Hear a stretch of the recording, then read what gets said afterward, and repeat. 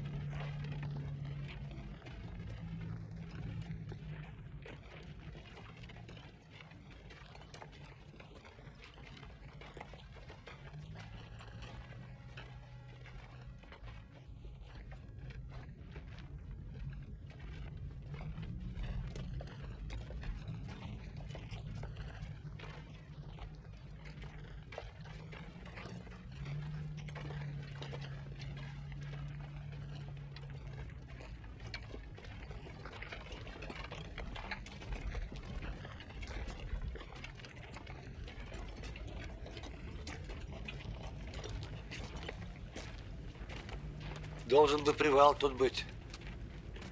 Ну а как же иначе? Отмахали с утра уже километров 30. Родниковой, ледяной водицы. По пол-ведра бы на брата, а?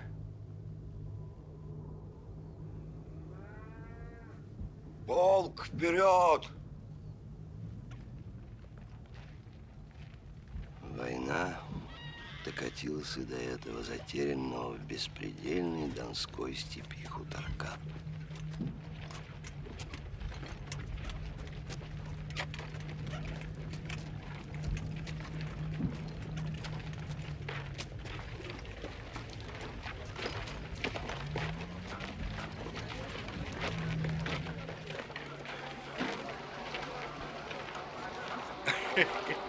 Вот так ты и письма от сына читаешь. Прочтешь немного, оторвешься и опять за письмо. А я не люблю тянуть. Я на это нетерпеливый. Ну, давай ведро, а то опухнешь.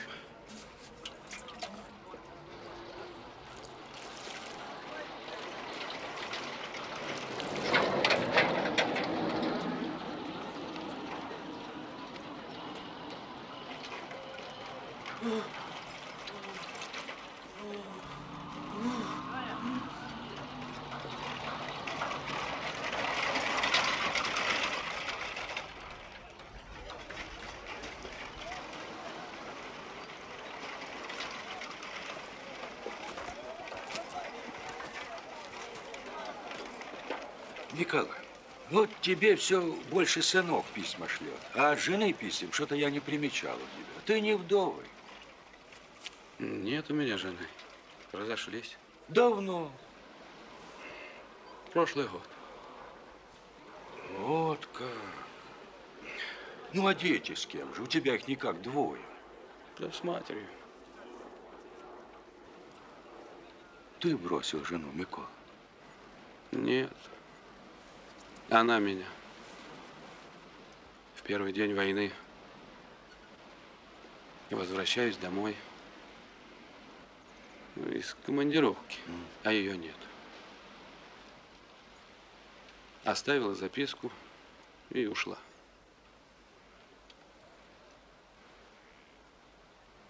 Что же она, стерва, другого сыскала? Не знаю. Значит, нашла. Ведь вот какой народ эти бабы. Парень ты себя видный. Хорошее жалование получал, агрономом работал. Какого же ей черта надо было, а? Об детях-то она, сука, подумала. Петь, ну, дай закурить, родной. О!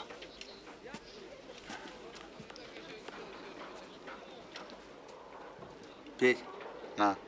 медсамбат. Ходив? Ходив. Ну і що? Ничего. А чого ж ти ходив? Так просто ходил. Знакомых искал. А ти знаєш, там була одна гарненька. Не клюнула? Да я не старался, чтоб клюнуло. Ну це ти брось, не бреши. Я ж бачив, як ти чоботи травою начищав і медаль свою тряпочкою надраював. Ну, правда, там попадаються не з такими медалями. Дурак. Говоришь тебе, что мысли их не держал. Так просто прошелся. После твоих харчей не шибко разгуляешься. В последнее время до того отощал, что даже жену во сне перестал видеть. Это точно. Эй, чё ж тебя так вы заворачиваешь чрезвычайно в палец толщиной? А ну-ка, цепай положи. А я тонкий из чужого табаку. Крутить не умею. Отсыпай! Ну, ладно. Ах, и селяну чужбинку. Я из своего делаю малость потоньше. А що ж тобі сниться, герой? Постные сны вижу. Всякая дрянь снится. Вроде твоей каши.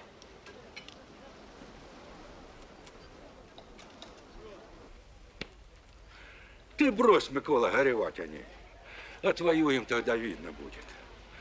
Главное, дети у тебя есть. Дети, брат, сейчас главная штука. В них самый корень жизни. Я так понимаю. Им придется налаживать порушенную жизнь. Война-то разыгралась нешуточно. А женщины, скажу я тебе откровенно, самый невероятный народ. Вот и на ее 3 узла завяжется, а своего достигнет.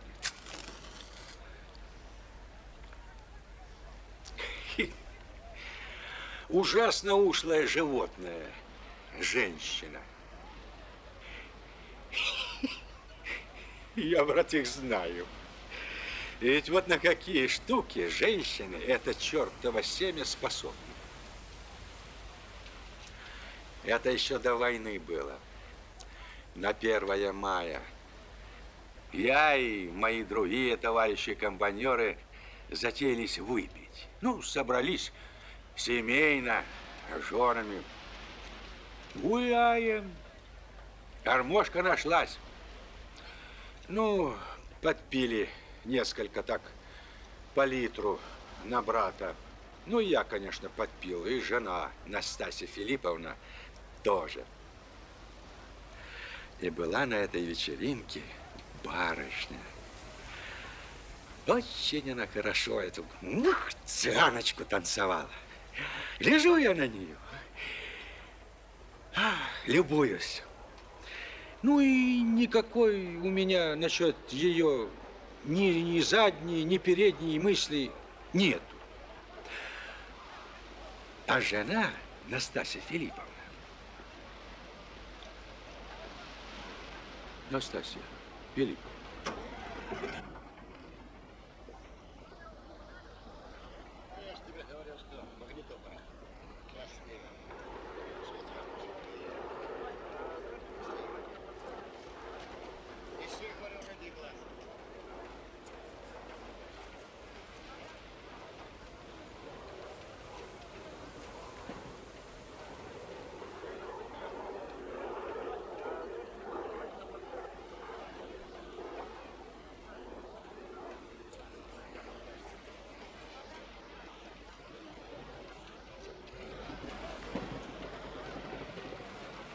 Петька Лопахин.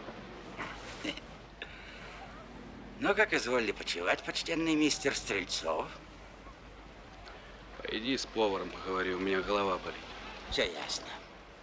Подавленное настроение в результате нашего отступления, жара и головная боль. Пойдем, Коля, лучше искупаемся. А то трогаться скоро. Пойдем. Ой.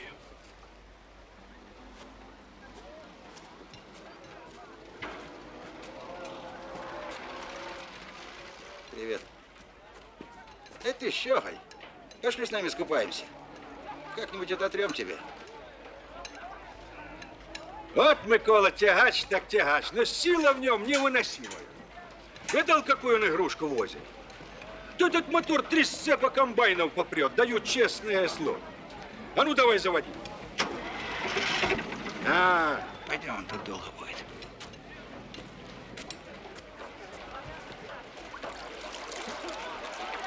А ты еще не купаешься, не красен? А? У меня малярия.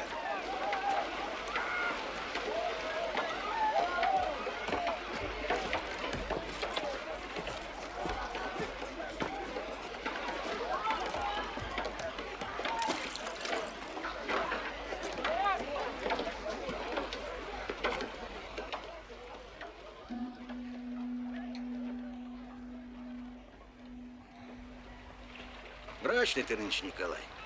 Че ты? А? Чему же радоваться? Не вижу основания. Ну, не видно основания. Живой, живой. Ну и радуйся. Ты гляди, денек-то какой выдался. Благодать. Ах, удивляюсь я тебе, старый ты солдат. Год почти воюешь. А всяких переживаний по тебе прямо как у допризывника. Ты что думаешь? Дали нам дух, так уж все. Конец свету, войне конец. Ты, Лопахин, вроде такого дешевого бодрячка из плохой пьески. Он даже ухитрился в медсанбат сходить. А вот жалко, что со мной не пошел. Там, Коля, есть одна такая докторша 3-го ранга, что посмотришь на ее. Ой, серьезно тебе говорю. При таких достоинствах женщина, при такой красоте, что просто ужас. Не женщина, а 6-ствольный миномет. Даже опаснее для нашего брата. Я уж не говорю про этих, про командиров. Для меня ясно одно, что произошла катастрофа. Размеров этой катастрофы мы с тобой не знаем. Но о кое-чем можно догадываться. Идем мы 5-й день. Скоро Дон. А потом Сталинград.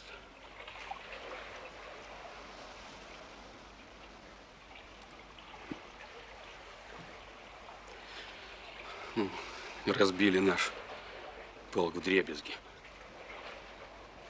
А что с остальными? С армией. Топаем, топаем. И когда упремся, неизвестно. А ты живой, но мало радуйся. Солнце светит, кувшинки плавают. Иди ты, знаешь, куда со своим кувшинком. Мне на них смотреть-то тошно. А я не вижу оснований, чтоб не по собачьему обычаю хвост между ног зажимать. Бьют нас. Значит, по делам бьют. Воюете лучше, сукины сыны. Я тебе вот что скажу. Ты при мне, пожалуйста, не плачь. Я твоих слез вытирать не буду, все равно. Да я в утешениях не нуждаюсь, дурень. Ты своего красноречия понапрасну не трать. Ты вот лучше скажи мне, когда же, по-твоему, мы научимся воевать? Вот тут вот научимся. Вот в этих вот степях научимся. Я уж, например, дошел до такого градуса злости, что вот плюнь на меня, слюна кипеть будет. Зверею.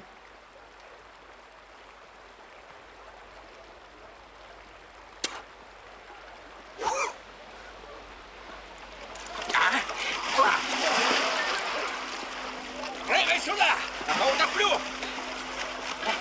Ты у меня сейчас поныряешь, дьявол кривоногий.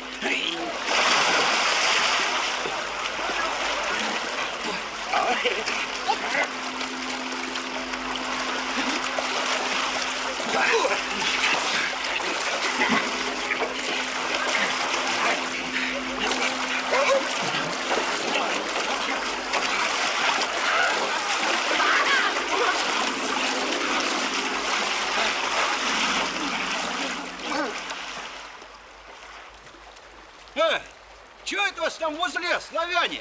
Раки! Ну где вы достали? А возле плотины, родники там что ли? Вода холодная, прям страсть. Много наловили? Около сотни, но он не крупный. Ну это ж много на двоих-то, ребят. Вот что, берусь достать ведро и соли. Идет? Идет. Эй!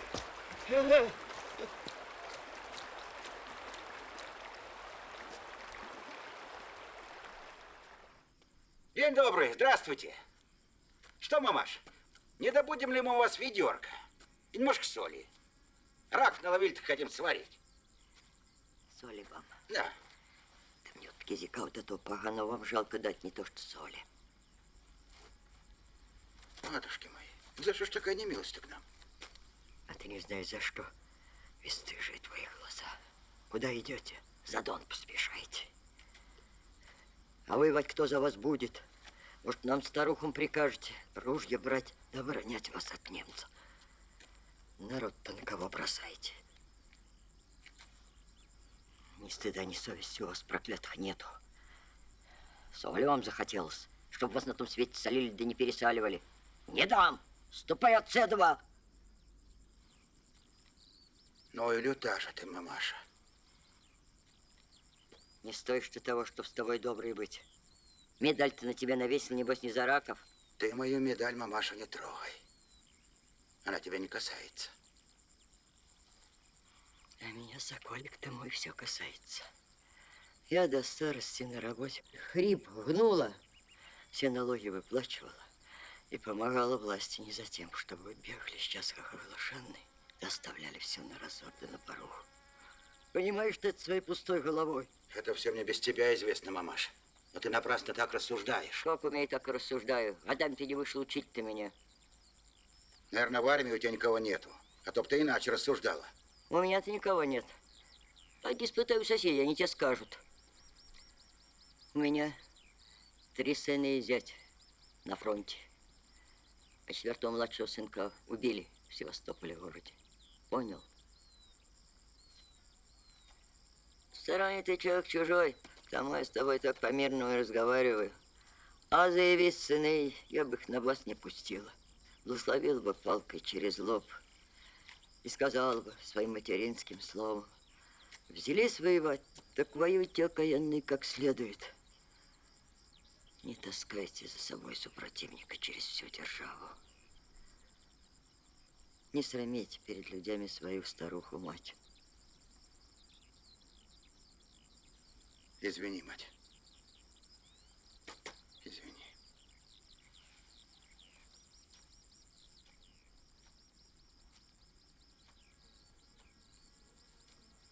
Поговорил, как меда напился.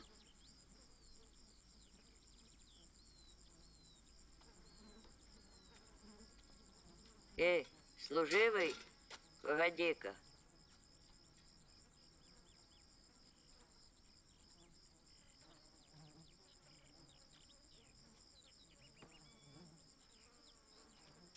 Посуд тогда принеси.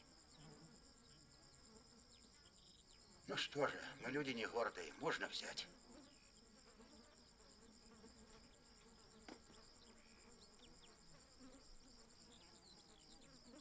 Спасибо, мамаша. Спасибо.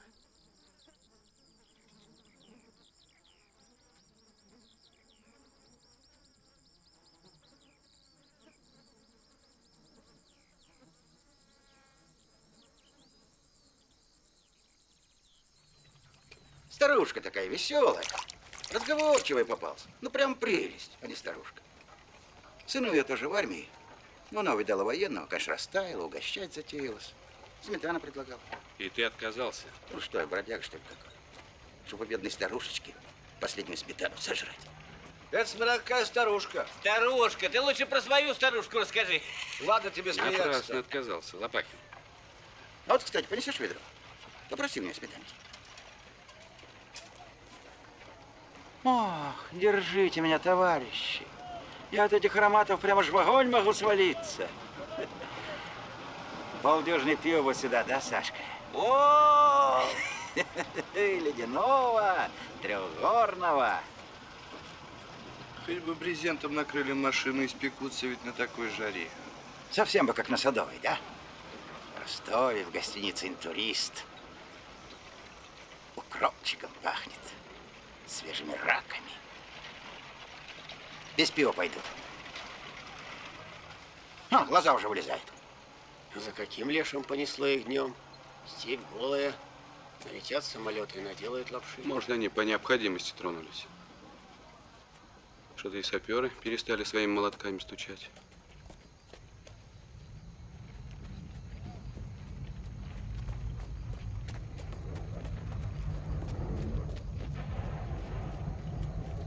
Улыбнулись нам раки. Твою в три Господа Бога, старая каланча.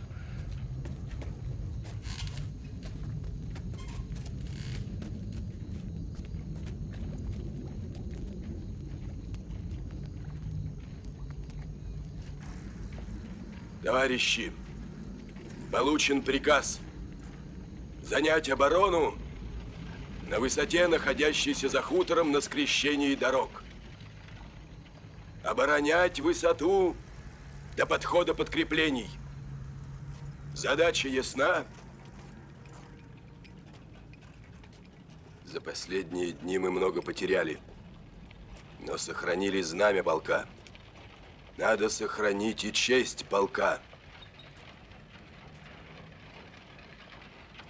Держаться будем до последнего. В бой идти со знаменем – это подходящее, а уже отступать с ним. Как предполагаешь, устоим? Надо бы устоять.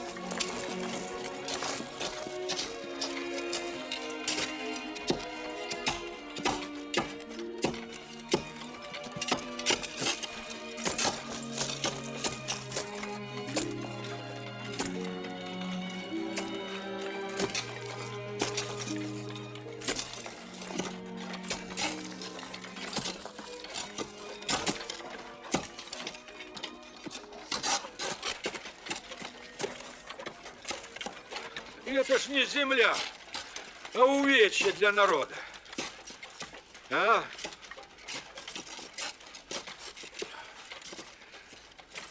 Ну как, Микола? Доходная работенка, а? Вполне. Ты ешь, порохом рвать надо, а не лопаткой ковырять.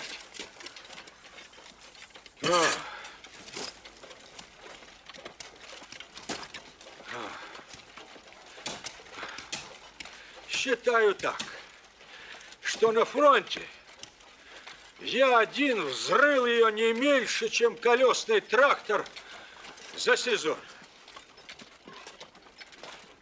Да ни в какие ж трудодни нашу работу не уложишь. А ну, кончай разговоры! Звягинцев! Едь! Микола, а?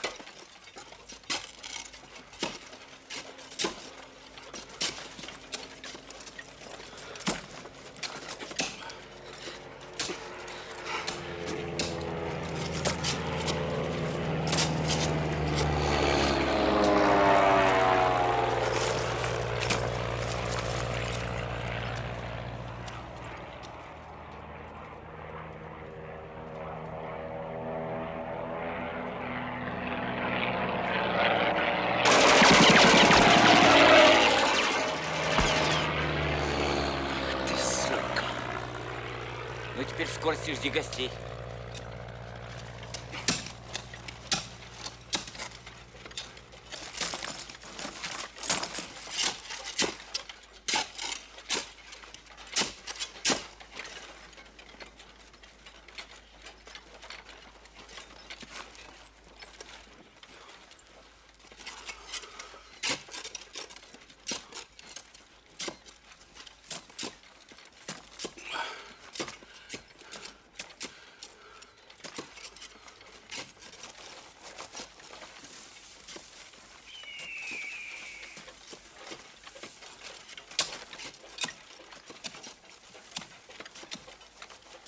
Кочетыгов, копай поглубже. О, как май борода. Чебрецов замаскируй.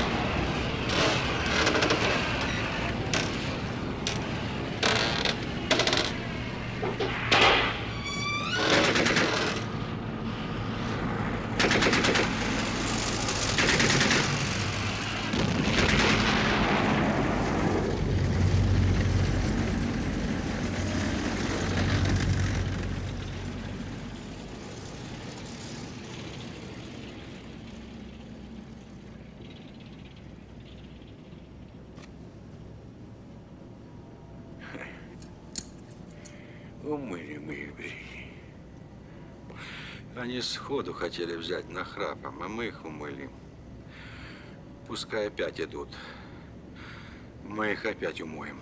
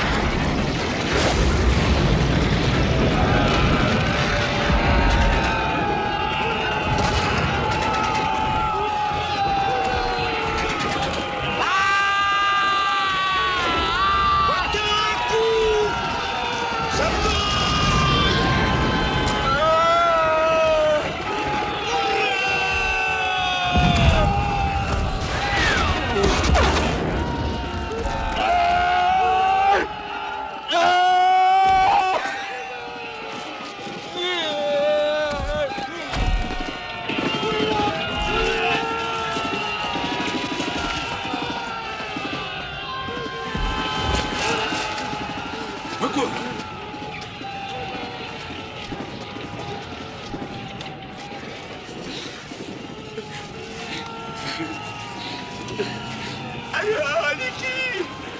Родные мои! Вперед! Дайте им жизни! За Родину! Вперед!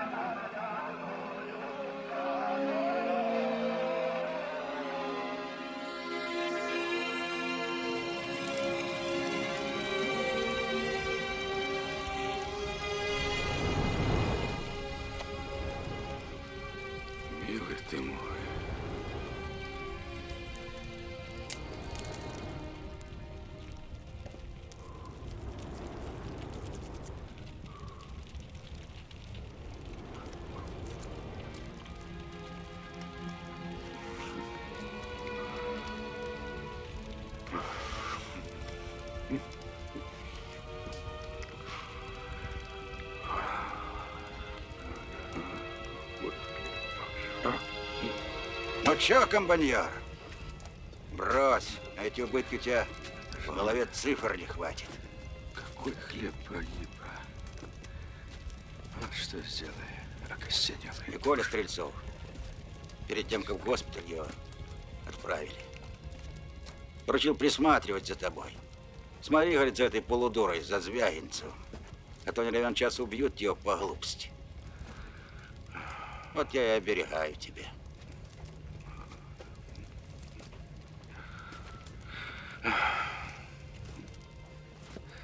Сухаря пожевать хочешь? Дай один. Два. Это ж надо, а? Да не терзай ты себя. Поговори лучше со мной. А то бормочешь один про себя. Ты сам с собой не смей больше разговаривать. Я эти глупости строго воспрещаю. Ты мне не начальство, чтобы воспрещать. Ошибаешься, дружок. Именно я и начальство над тобой. И ты мне в настоящее время должен не грубить, а наоборот, всячески угождать. Это почему ж такое ты оказался в начальниках? Потому что головой надо думать, а не железкой вот. От полка остались одни осколки, мелкие. Еще повоевать малость с таким же усердием. И нас в полку останется как раз трое.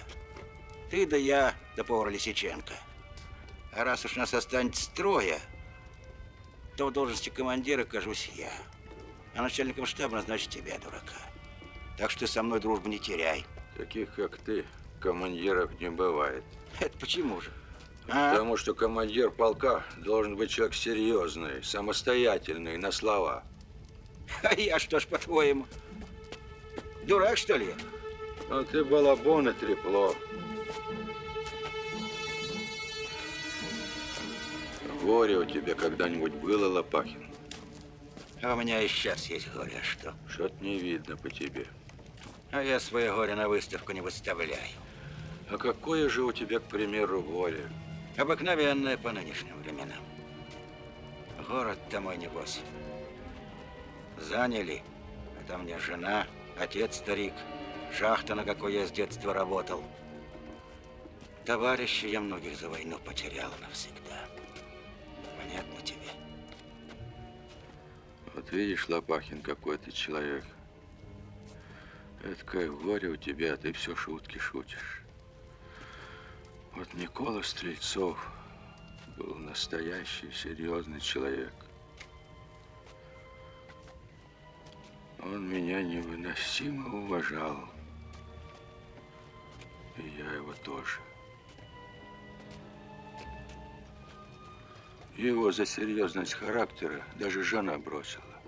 Ну? А ты что есть такое? Шахтер, угольная душа. Ты только уголь ковырять и можешь, да из длинного своего ружья стреляешь кое-как, с грехом пополам. Нет, пустой ты человек. Одна внешность у тебя, больше ничего нет. Бронебойщик. Дело серьезное. Не по твоему характеру. А характер у тебя пять. Ну, характер у тебя. Эй, ты чё это? А ну-ка дай задний ход. А никого. Что-то я вроде задремал, Петь, а? Не задремал, а уснул, как старый мерин в упряжке. Вот же сила в тебе лошадиная. А на сон ты слабый. Верно. Я опять могу уснуть на ногах. Ты как только увидишь, что я вот так вот голову опускаю, а? Я тебя прошу, Петь, стукни меня у спину, да покрепче, а то не услышу. Вот это я с удовольствием. Прикладом промеж лопаток. На-ка, закури, Вань. То, глядишь, сон-то от тебя отвалит. Вольно вид-то у тебя у сонного жалкий. Прям как у этих. У кого? У этих. Даже хуже.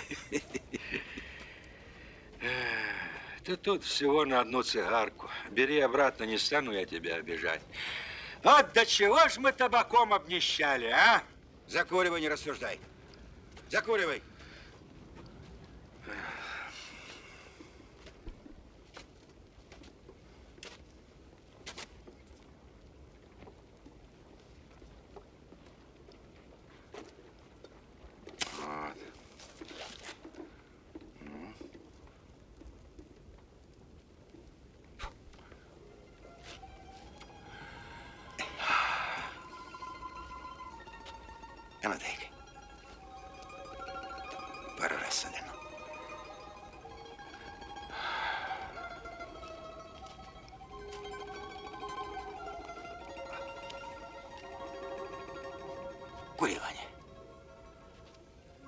На доброе здоровье.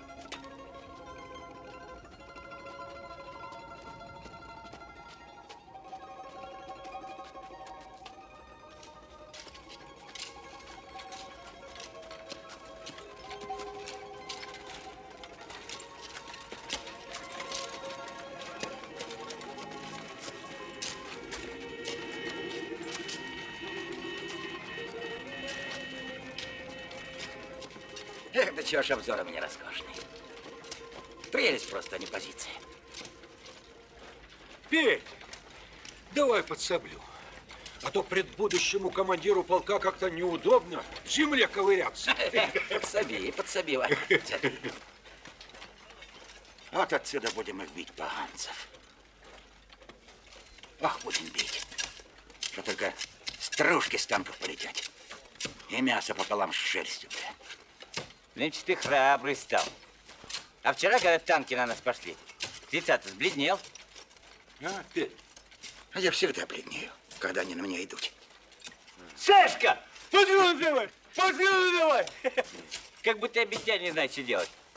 Тоже с дамскими нервами оказался. Эй, богомолец Иван. Чего ты по-стариковски, все больше сверху ты елозишь? В земляной работе, как в любви, надо достигать определенной глубины. А ты все сверху норовишь копаться.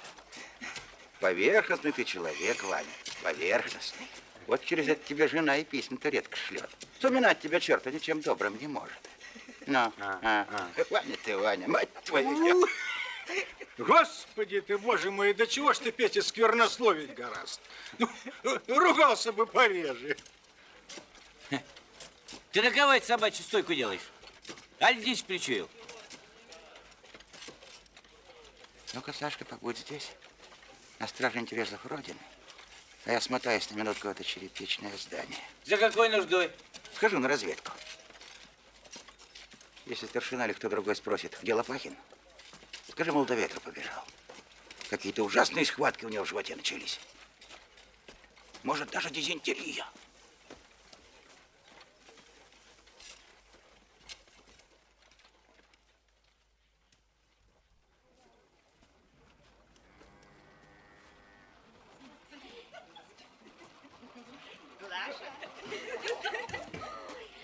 Ой, гляньте-ка, девчат, какой солдатик идет. Пашка! Язве твою душу! Почему до сих пор кобылы нету? Да успеешь, Лука Михайлович, свою старуху до Дона домчать. Здравия желаем! Лопахин Петр Федотович. Здравия желаю! Это что ж такое, папаш? Колхозная конюшня? Нет, это наша молочная ферма. Ага. Вот, собираем соводство. Пропадет наш хутор. Все огнем возьмется, если бой тут будет идти. Да, хутора вашему, как видно, достанется. Но мы его будем оборонять, папаш, до последней возможности. Помоги вам Бог, Господи, спаси.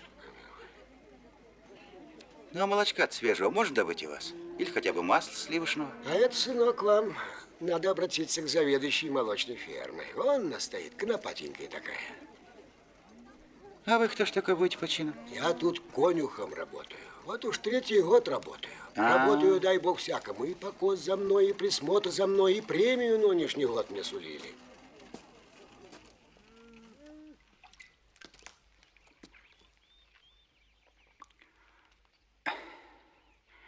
Не знаю, как вас по отчеству, Глаша, но вы просто прелесть, а не женщина.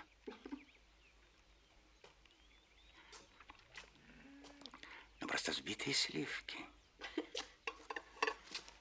Вот на мой аппетит. Возможно, целиком. За один присест скушать. Ей-богу. А так вот намазывать по кусочку на хлеб. И жевать, даже без соли. Да уж какая есть. Да ладно вам скромничать-то. Определенно хороша Глаша-то не наша. А с чего это вас так разнесло-то? Неужели с парного молока? Или с простоквашки? Ну, хватит. Бери бидон, да пойдем. За маслом потом придешь. Когда потом-то? Когда?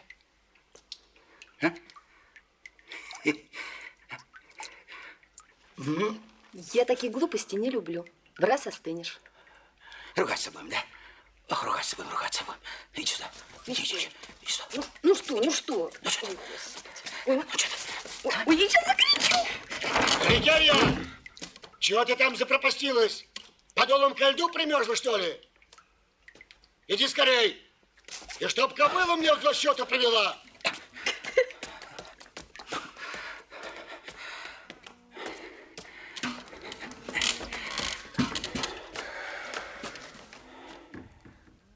За Дон будете отступать или здесь останетесь? Интересуюсь на всякий случай. Сейчас будем уходить, солдатик. Может, и ты с нами?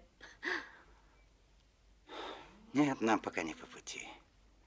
Но если уж доведется, то где мы встретимся-то, Глашенька? Да вроде ж ни к чему встречаться-то нам.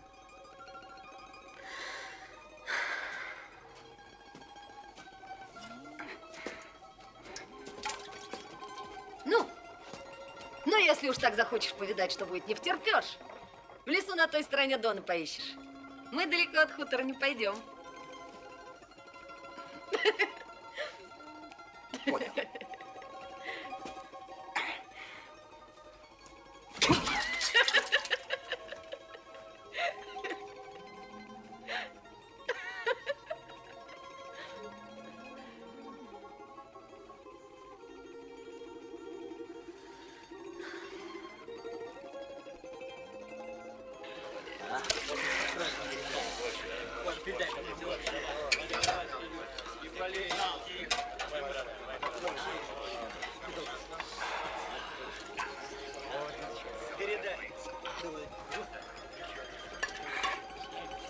Пойду, Сашка. А? Старшина ругаться будет, не ходи. Я бы не пошел. Да ноги меня сами несут туда. Эх, Глаша.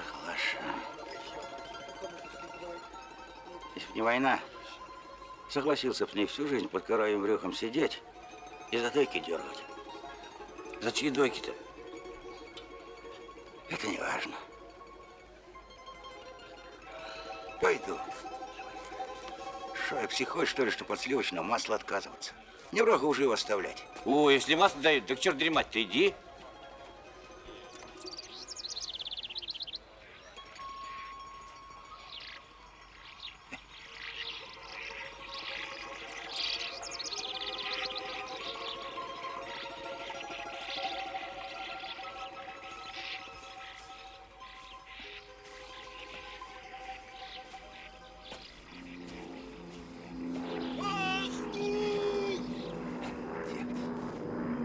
Возвращаю ваш портрет.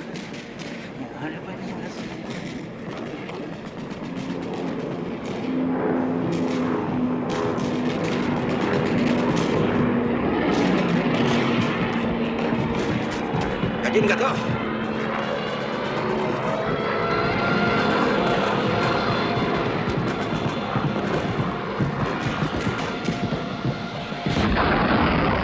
Середина ждет там начинка. Ну вот! Если бы эти черти поднебесные зенитчики всегда так стреляли, а то Патрон! Держи.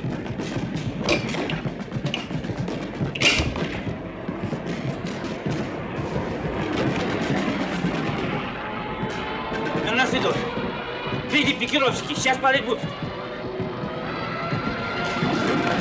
Вот они, пошли! 3 корпуса, 4, бей их! Бей!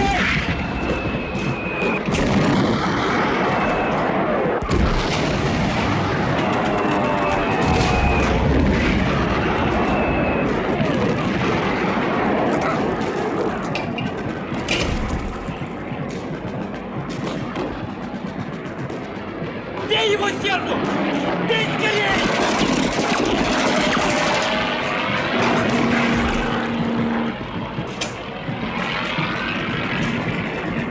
Патрон!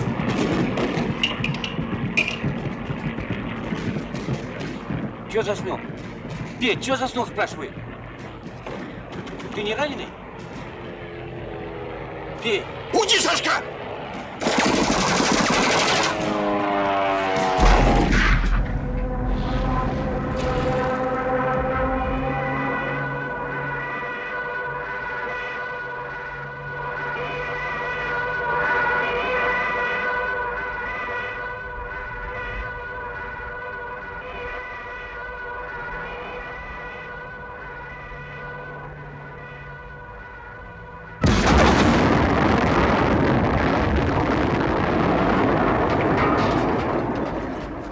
Долетался, твою в гробину мать-то. Долетался.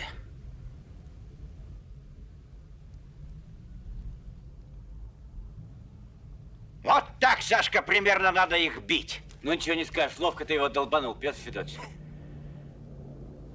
А? Вольно.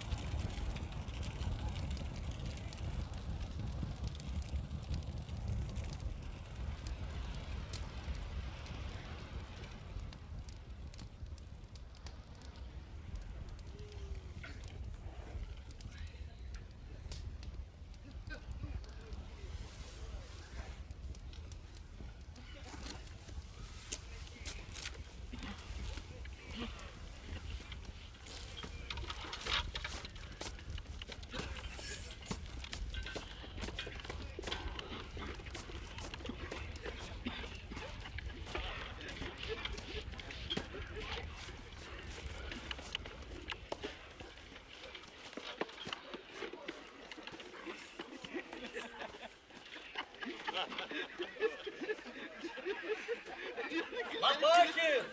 Лейтенанту!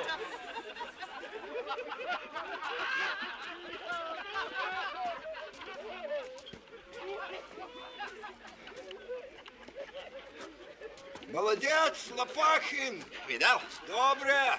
Как я его завалил? Гляжу, он раком стоит, головой мотает и спрашивает у меня: Федя, меня не убили? А глаза у него прямо по кулаку на лоб вылезли. И пареной репой от него пахнет. Он со страху-то видно того.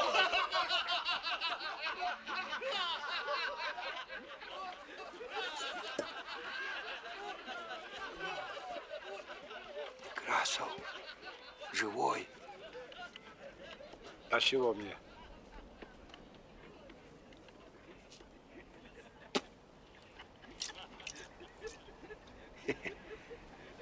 Что ж, поздравляю с удачей.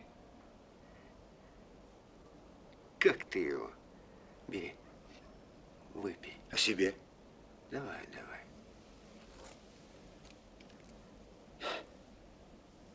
Спасибо. Ой. Это у тебя первый? Первый. Подполковник звонил недавно. Спрашивал, кто сбил самолет. Наверное, будешь представлен к награде. Это хорошо. Я согласен. Ну, ступай. Скоро надо ждать наступления. Передай Борзых, бой будет страшный. Они ж не знают, сколько нас всего. Они ж думают, нас тут целая дивизия.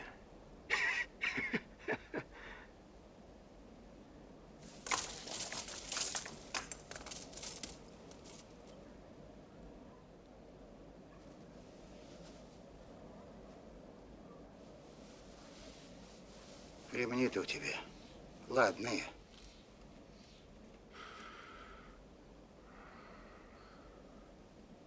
Жаркий будет денек. Так что смотри в оба. Переправу держать надо. Войска должны пройти.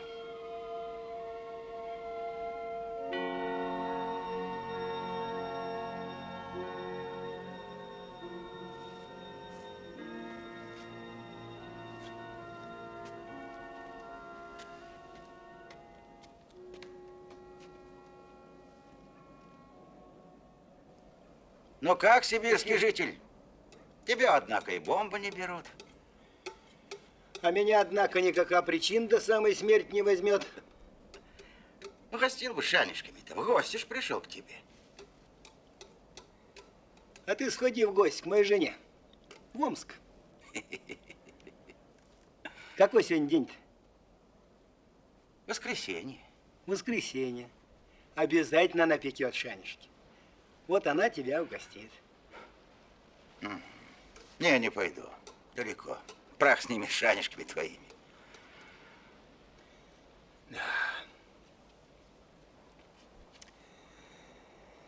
Далеконько, однако. Далеко. Лучше ты, Лопахин, угости меня табачком. Табачком. Давай-то пожог, что ли? По что пожог? Нет. Чужой-то он завсегда вкуснее. Да давай, не скупись. Если бы мне пофартило долбануть самолет, я бы весь табак разугощал друзьям-приятелям. Лейтенант приказал передать тебе, чтоб глядел в оба. Парень с головой. Знаешь, что думает?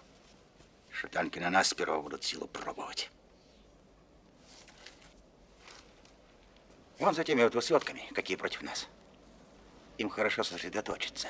И проход хороший. На нас и попрут. Вот. Лейтенант так и сказал. Я, говорит, на борзых и на тебя, Лопахин, надеюсь.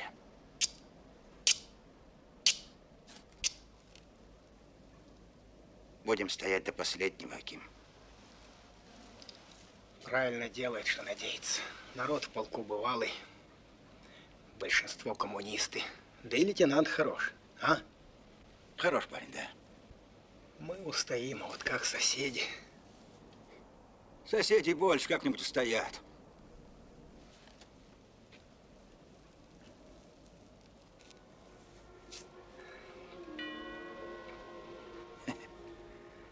Ну, желаю удачи, Аким. Взаимные тебе.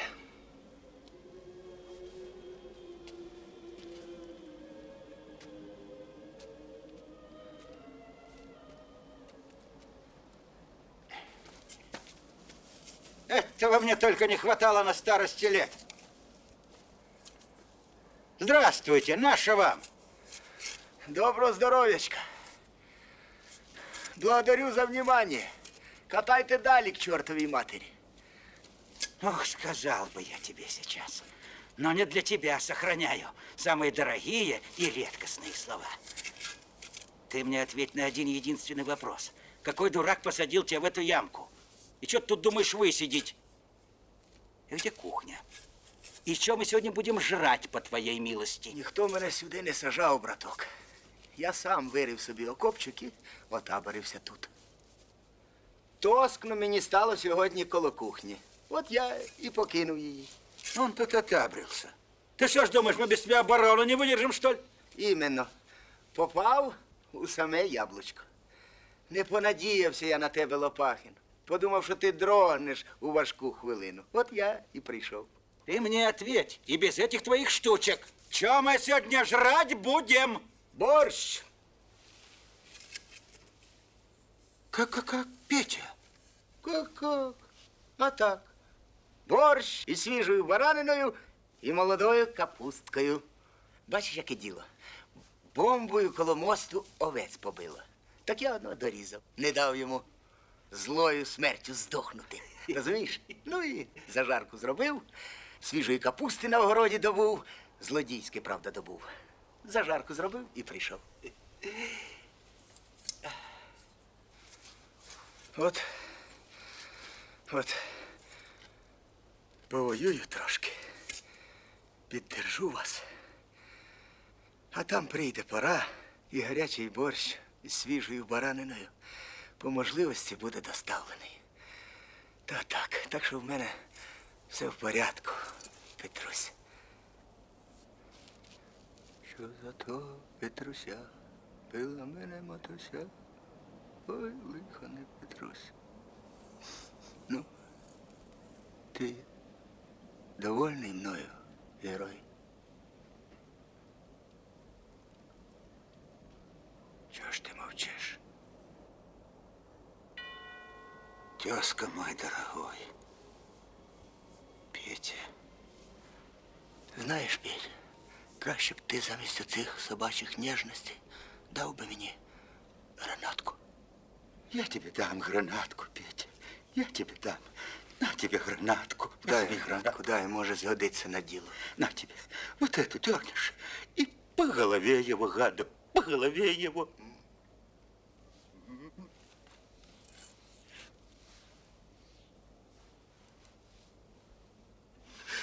Ничего. Благодарю за внимание.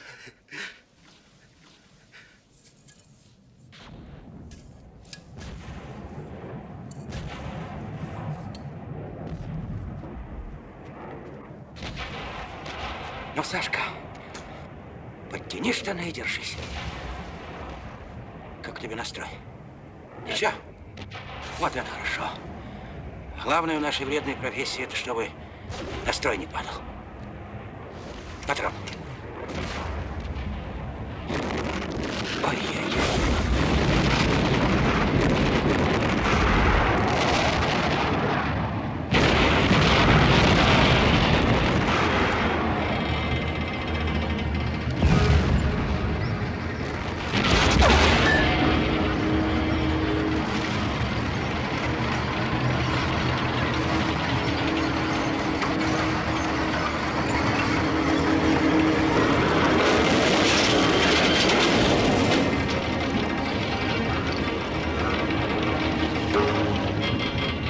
А стреляет-то как?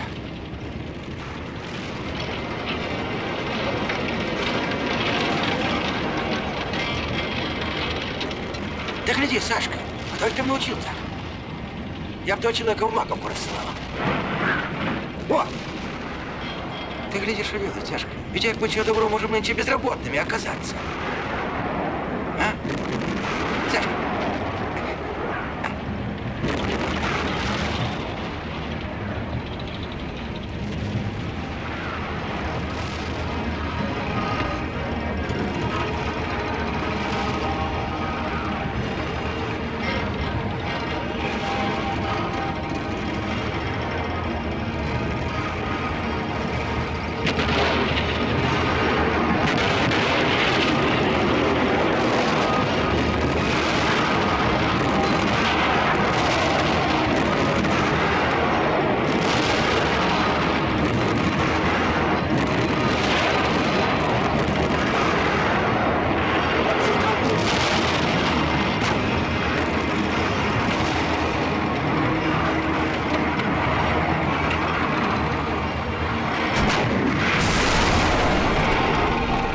Видал, Сашка?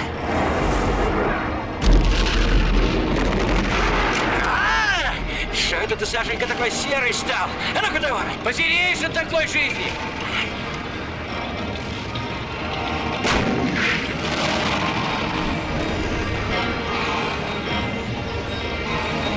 Вот он!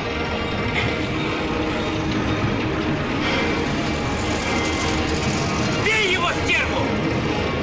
Айш! Там еще патрон!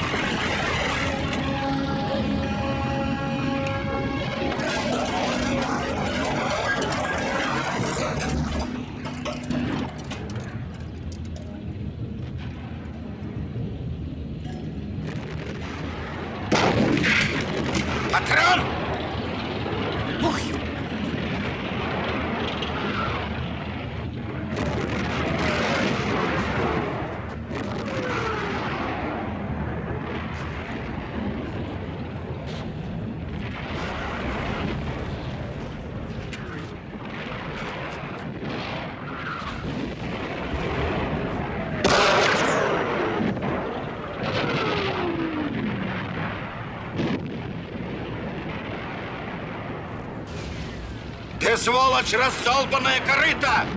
Ты воюешь или как? Чего вовремя не стрелял? Я? Ты? Увидел ее бей с лету.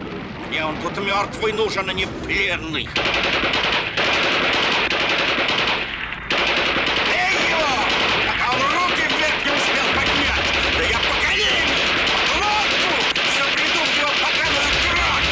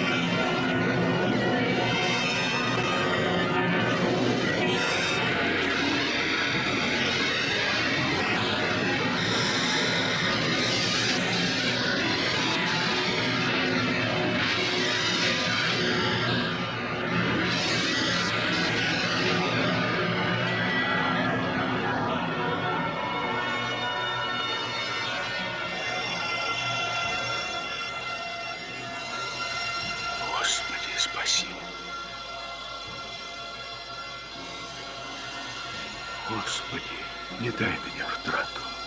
Господи.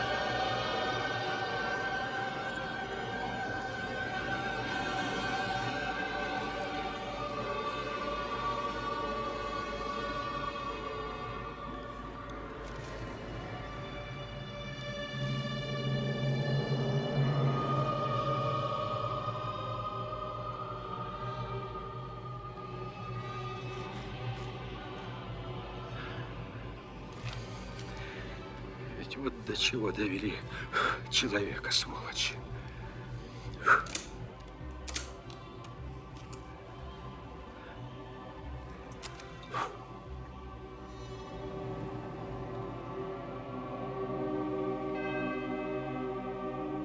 Ну, конечно, мне как беспартийному вся эта религия вроде бы и не воспрещается. А все-таки не очень. Не так, чтобы очень фигуристо у меня получилось. Небось, нужда заставит, еще и не такое коленце выкинешь. Смерть-то, она не родная тетка.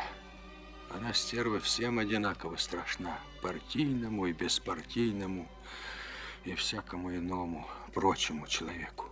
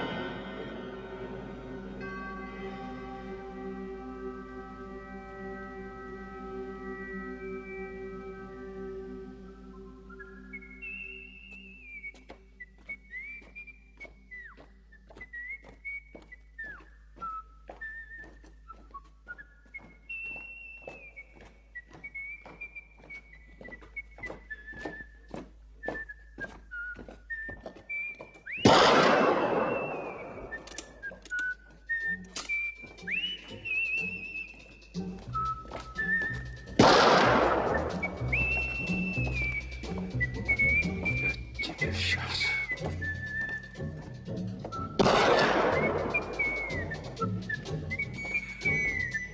Ты он же пьяная собака.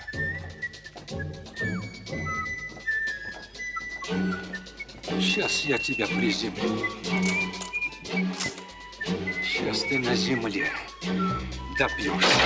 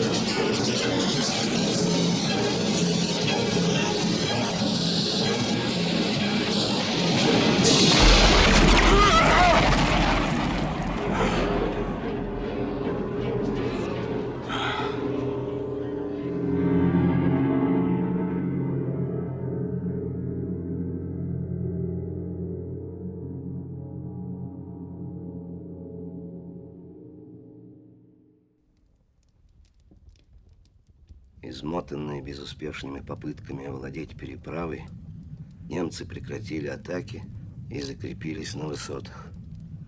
Вечером обороняющееся соединение получило приказ перейти на ту сторону Дона.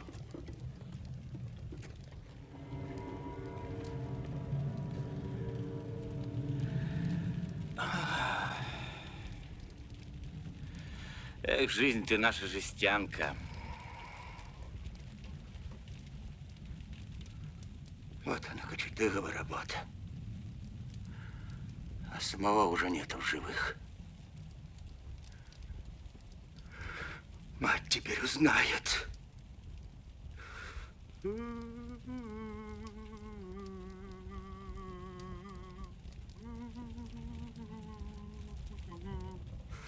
Как же она после этого жить-то будет? А? Ах! Вот когда таких ребятишек по 18 да по 19 лет убивают, у меня на глазах я, брат, плакать хочу. Мне погибать совсем другое дело. Я пожилой кобель жизнью со всех сторон нюхал, но когда таких вот ребятишек... Хватит! Хватит тебе причитать.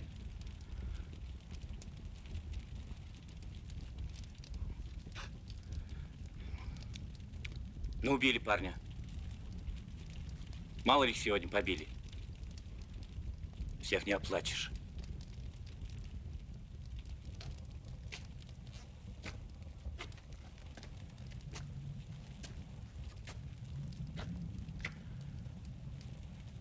Давай трогаться. А то ребят далеко ушли. Как бы не отбиться нам.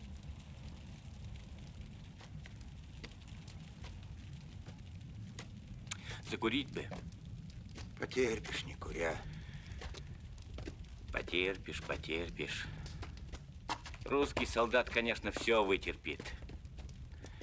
Но и у него ведь терпелка не из железа выструханная.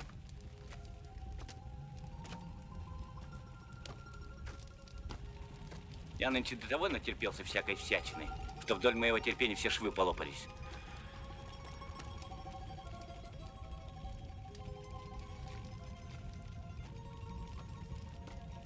А Звягинцев Иван тоже убит? А?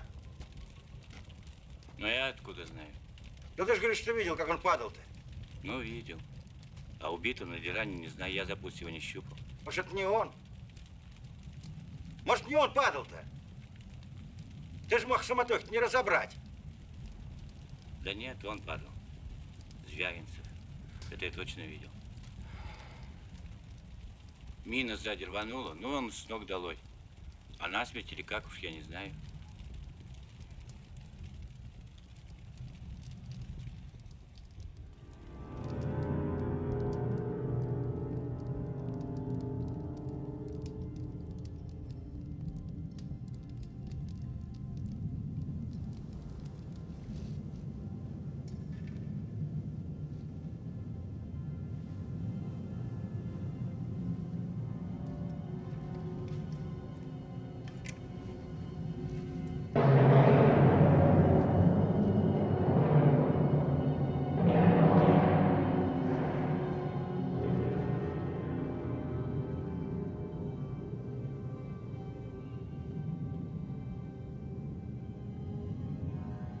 Сестрица, родная, откуда же ты взялась? Ты бы мне еще водочки, сестрица. Какая там водочка? Нельзя тебе больше. Никак нельзя, миленький. Пришел в себя и хорошо.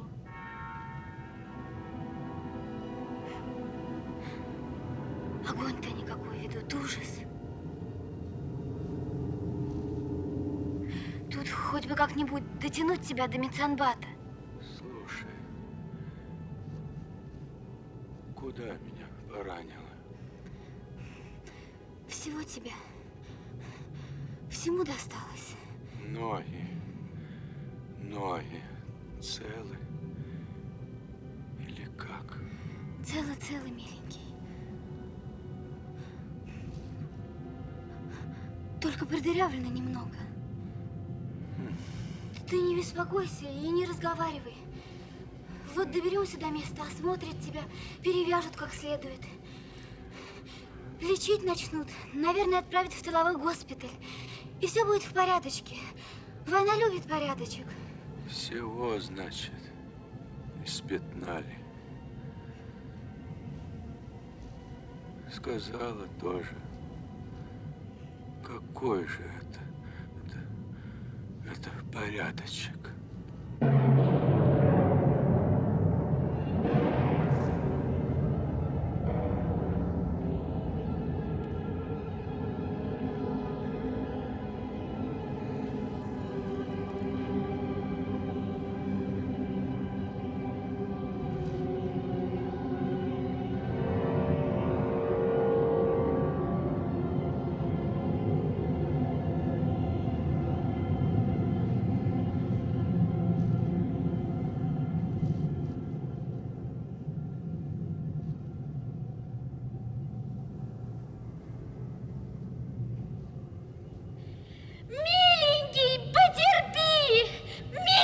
Потерпи, пожалуйста! Сейчас двинемся дальше! Тут уже недалеко осталось! Слышишь ты?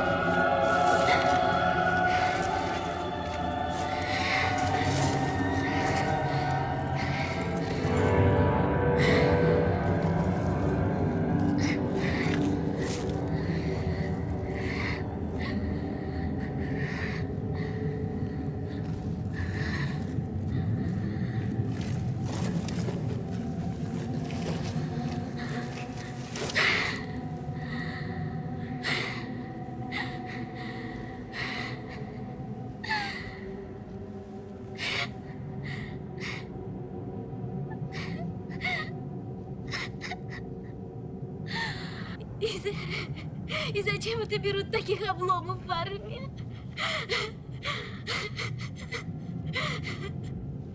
Ну зачем, спрашивается? Ну разве это тащит тебя такого меренно? Ведь в тебе, миленький, верных 6 пудов. 93 Что 93? килограммов.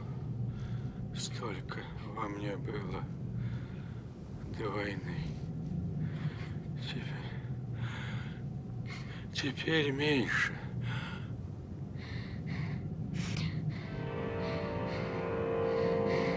Ты вот что, дочка, ты брось меня, не мучайся. Я сам.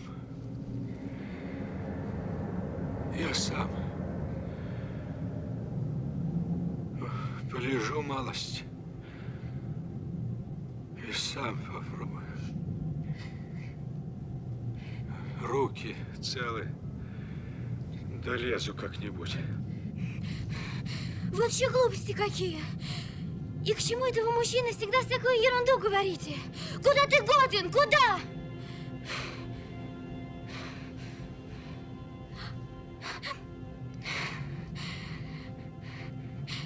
Это я только так. Устал немного, а как только отдохну, снова тронемся. Я еще не таких тяжелых вытаскивала, будь спокоен. У меня всякие случаи бывали, даже похлеще этого. Ты не смотри, что я с виду маленькая, я сильная.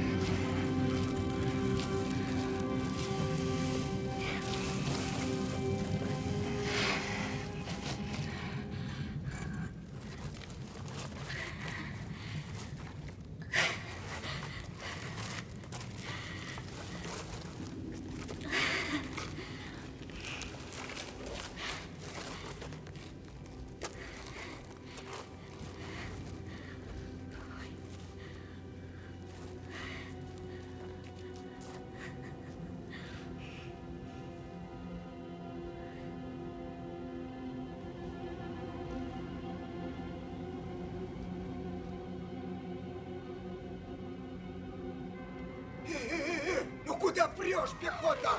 Тут минировано! Да здесь же не обозначено. Как это не обозначено? Вон, видишь, люди расставлены, столбики забиты. Держи правее. А это что же у вас? Раненый? Наш лейтенант. Бедняга. Растрясете вы его по такой дороге.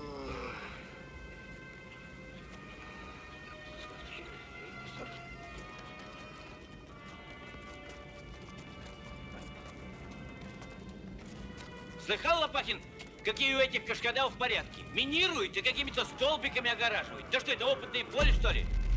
Тут на телеграфный столб напоришься, и пока лбом об него не стукнешься, ничего не разберешь. Ведь нам только через этот проклятый Дон перебраться, а там, считай себя спасенным. Веселенькое дело. От немца ушли, а на своих же родных минах начали подрываться. А таких случаев в жизни бывает, сколько хочешь. Кажется, вот человек достиг уже своей цели. И, пожалуйста, все идет к чертовой бабушке. Вот у нас в колхозе случай был. Да закройся ты со своими случаями. Случай. Ты бы только сваи на мосту забивать. Да ведь дорога-то какая. Ложись!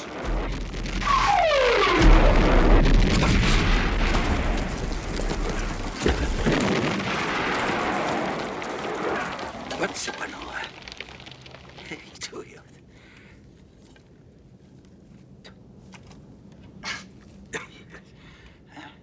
Слушай, Лопахин, ты не знаешь, куда нас старшина ведет? К Дону. Я не про то. К мосту он нас ведет или куда? Левей. А как же переправляться-то будем? Да сопляха!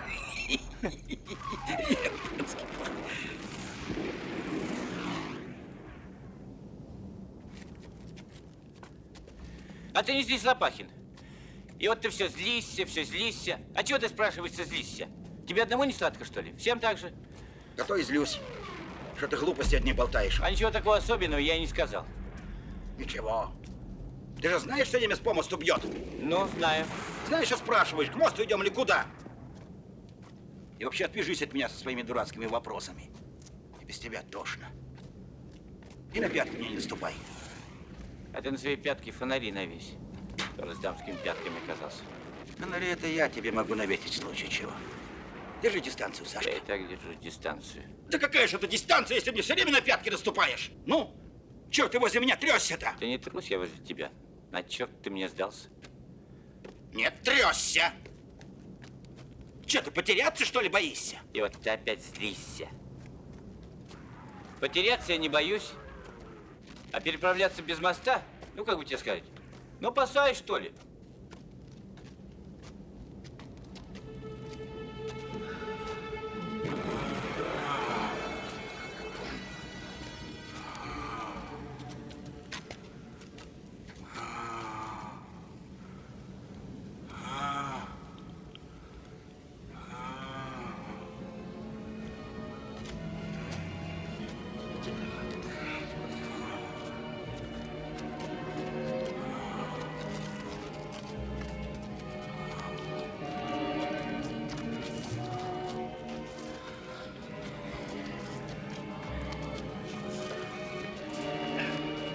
Тебе хорошо рассуждать, ты плавать умеешь, а я не умею плавать, совершенно не умею.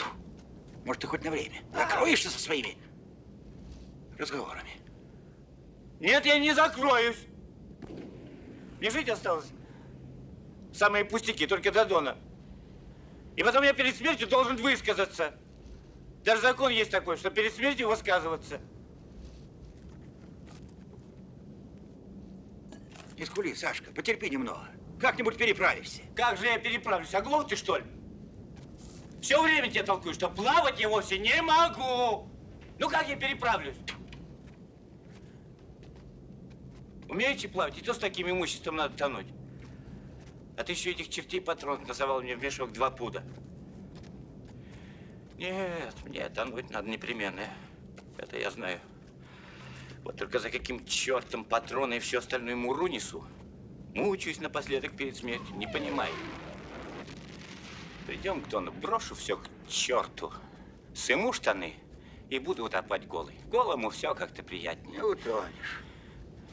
Говно не тонет. Ясное дело, что говно не тонет. И ты, Лопахин, переплывешь в первую очередь, а мне каюк. И родится же такая ягодка на свете. Вот придем к Дону, я тебе свою безопасную бритву подарю. Запомни. А я не такой перец, как ты. Брейся на здоровье, вспоминай героически утопшего Александра Копытовского. Гони, Сашка, бритву, плот Нет, стоит. великий, теперь и нам не самому сгодится. Теперь я опять живой. Я как плод увидел, сразу как заново на свет народился. Я возвращаю ваш портрет, я о любви вас не молю. В моем письме упрека нет, я вас по-прежнему люблю.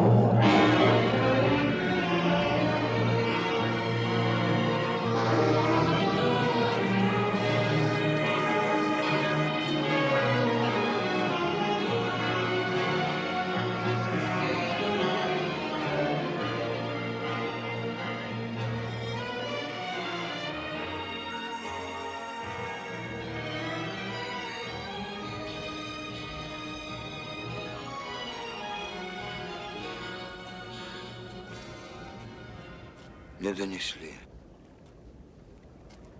Умер лейтенант.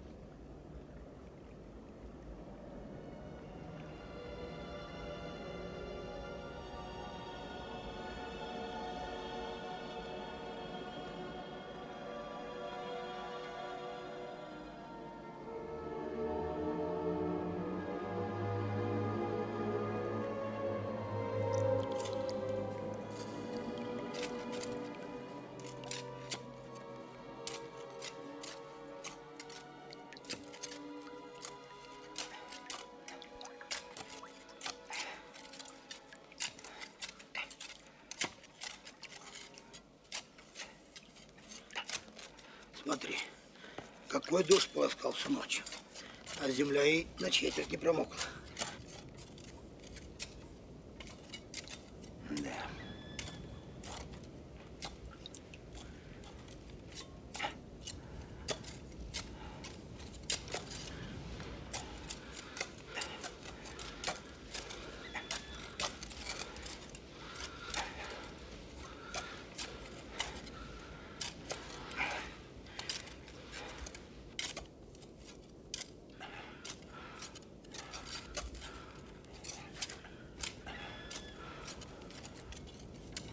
Вот и отрыли нашему лейтенанту последний окопчик. Да. Теперь покурим.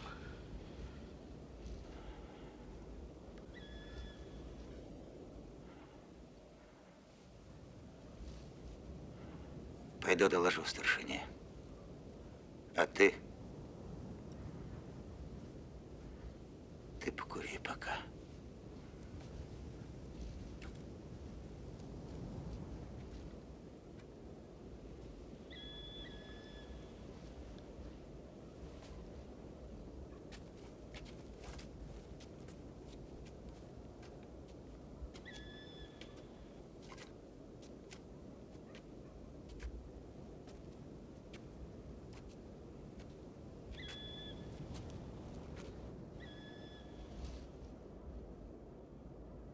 Товарищи бойцы, сынки мои солдаты,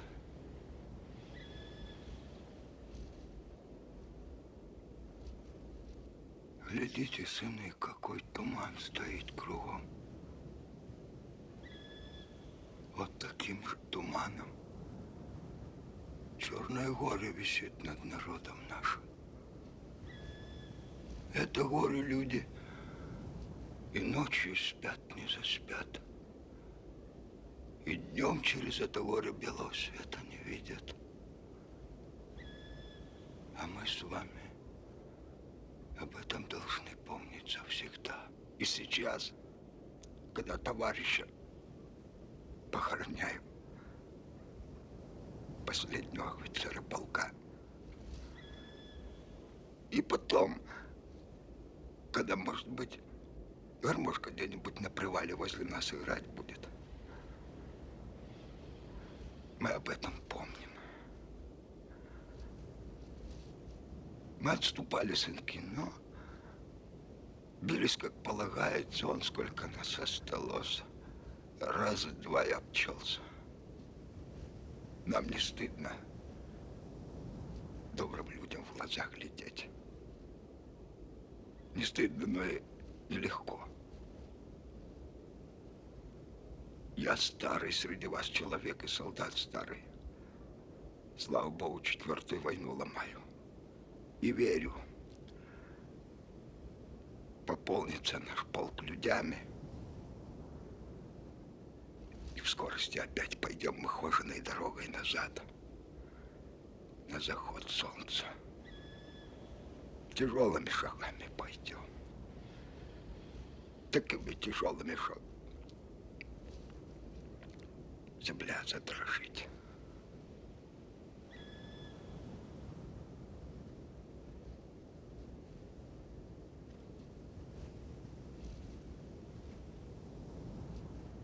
Может быть, и вы, товарищ лейтенант,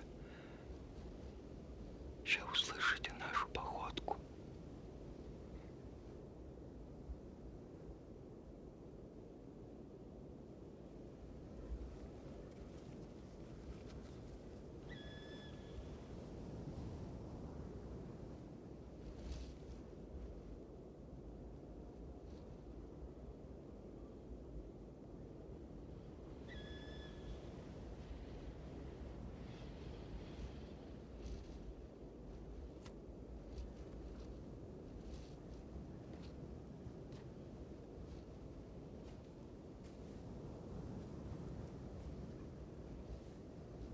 Машины со снарядами с горючим рвутся. Гибнет понапрасну наше добро. А чё, на переформировку нас пошлют? Эй, а? Да, придется, видно, расставаться. А, Сашка? С кем расставаться? Нам с тобой. Да что за разговоры такие? Ну, обидно даже слышно. Что, мы наше ружье пополам, что ли, переломим? Ты остаешься, я остаюсь.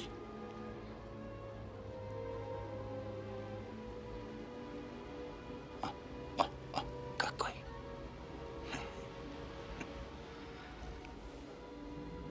Бросить я тебя не могу. Ты же без меня с тоски подохнешь. Ругать-то некого будет. Другой ведь и не смолчит тебе. На кого нарвешься, а я терпеливый.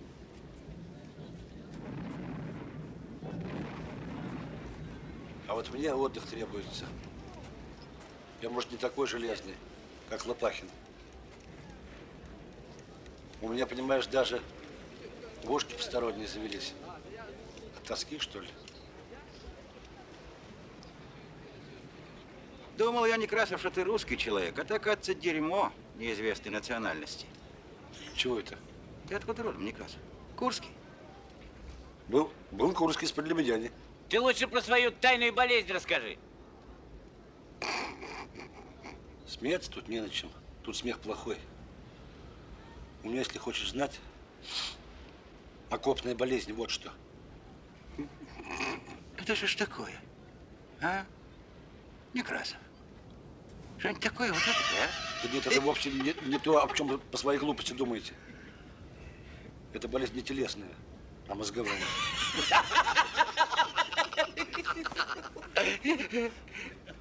Мозговая. Да у тебя же не может быть такой болезни-то, ё! Ей же обосноваться-то не на чем. Некрасов, ведь почвы же для нее нету.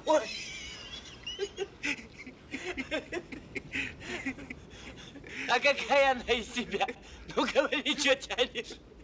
Ну, скажи, Паша, скажи, Давай.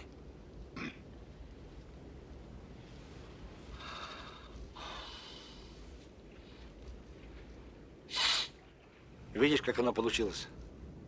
Весной, помнишь, Лопахин? Когда перегруппировка шла, двигались мы вдоль фронта, ночевали в Семеновке. 100-1,5 в одной избе набилось. Спали валетами, и сидя, и по-всякому. В избе духота, жарище, надышали, сил нет. Просыпаюсь я по мелкой нужде. И возомнилось мне, будто я в землянке. И чтобы мне выйти, нужно по ступенькам подняться. В памяти был, точно помню. А полез на печку. А на печке ветхая старуха спала. Ей этой старухе лет 90 или 100. Она уже от старости вся мохом взялась.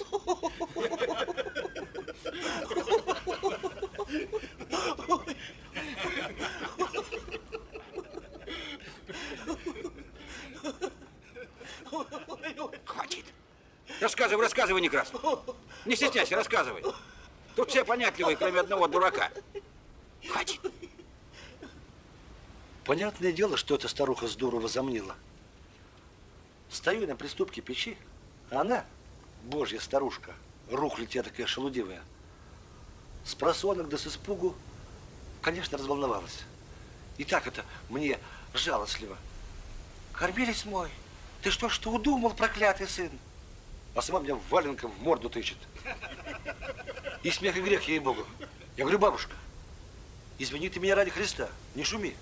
И перестань ногами махать, а то не ровен час они у тебя при твоей старости отвяжутся.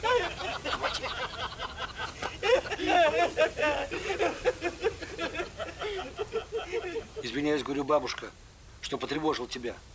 Но только ты за свою невидность ничуть не беспокойся, холера тебя возьми. С тела слез. Со старушки. С приступка, дурак.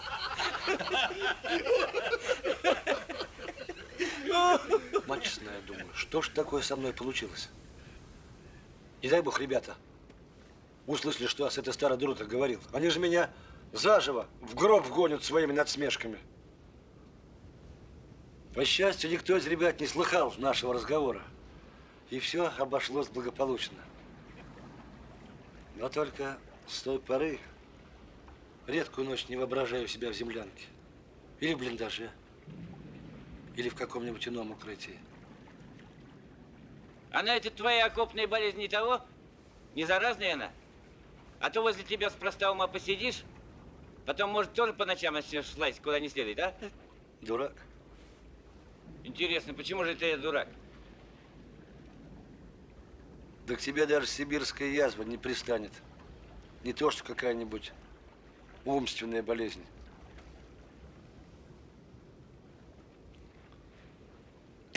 Вот вам, молодым, и можно воевать без воздуха. Какие при здоровье. А мне нельзя. Года мои не те.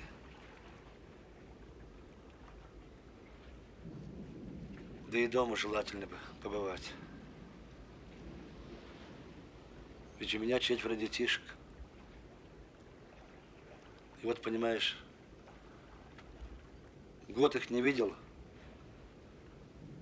и забыл, какие они обличьем. Главное, старшенькую Машутку и тут толком не вспомню. А ведь ей 15-й год. Смышленая такая. Первой отличницей в школе училась.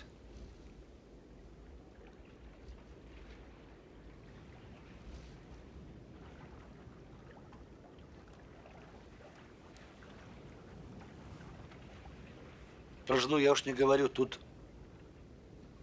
дело такое, что сразу слов подходящих не сыщешь.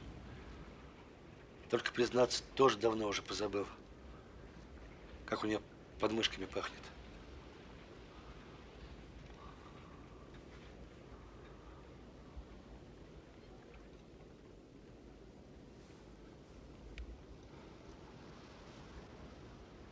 Жалостно ты про детишек рассказываешь, черт. Очень жалостно. Только что видел командира 34-го полка. Он приказывает нам Немедленно отправляться до хутора Толовский. Там штаб нашей дивизии. Фу.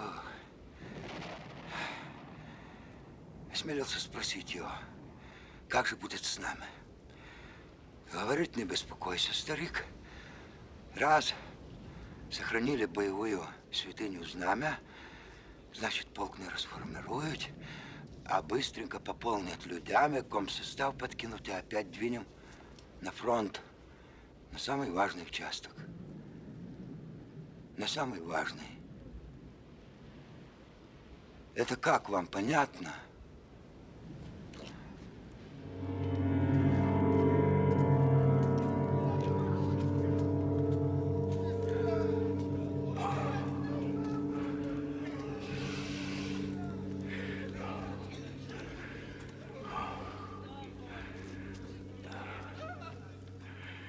Легкие целые по всему, видать. Главное, как с ногами тронула кости или нет. Буду ходить или калека. Штаны пари не жалко. А сапоги не трогай, не разрешаю. Я в них месяца не проходил, и они мне нелегко достались. Видишь, из какого они товару. Подошва спиртовая и вытяжки настоящие, говяжьи. Ты, брат, тебе кирзовый товар, это понимать надо. Так что сапог не касайся. Понятно? Ты мне не То указывай. есть как не указываешь? Сапоги-то мои. Мешок как твои. Бывшие твои. Не могу же я их вместе с твоими ногами стягивать. Слушай, ты чудак, ты тяни. Тяни осторожненько. Я стерплю.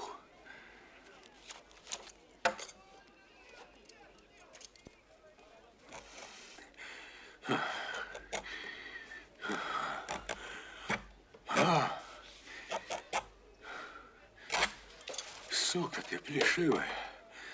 Черт лысый поганый. Что же ты делаешь, паразит? А? Молчи, молчи. Сделано уже. Тебе вредно ругаться. Давай-ка я тебе помогу. На бок лезь. Иди ты со своей помощью. Вредитель ты. Верблюд облезлый. Чума в очках. Стерва ты, плешивая, коростышь ты. Враг народа, вот ты кто есть. Кончил ругаться, Илья Муромец. А еще тоже пожилой человек.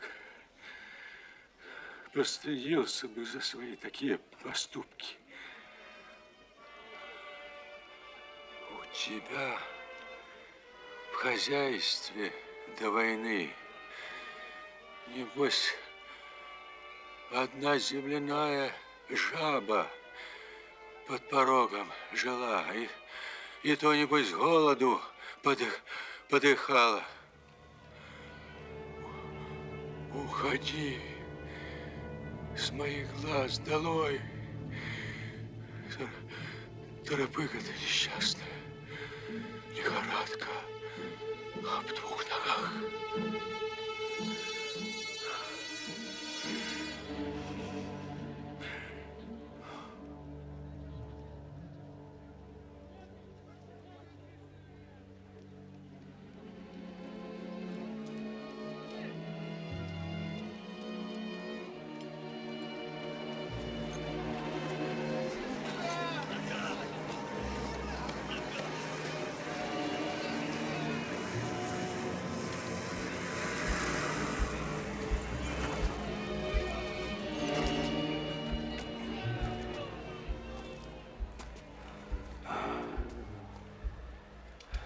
Придется потерпеть, браток.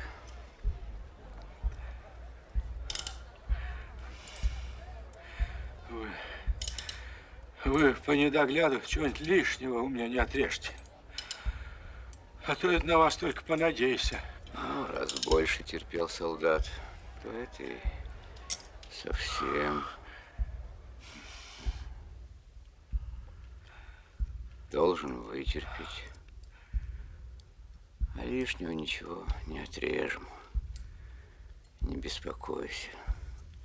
Нам твоего не надо. Господи, Боже мой, и что вы на меня так упорно смотрите, товарищ женщина? Что вы голых мужиков не видели, что ли? Ничего во мне особенного, такого любопытного нету. И тут, скажем, не всесоюзная сельскохозяйственная выставка. И я тоже самое не бык-производитель с этой выставки. Я не собираюсь любоваться вашими прелестями, а делаю свое дело. Да, и... Лежите и не разговаривайте. Удивительно недисциплинированный вы боец. Вы, товарищ доктор, из-за халатов не вижу вашего ранга. Спиртику приказали мне вовнутрь раздать. Терпи, терпи, гвардеец. Тебе же лучше будет. Вы бы мне хоть какого-нибудь порошка усыпительного дали. Ну что вы скупитесь на лекарства? Что? Неужто очень больно? Терпеть-то можно.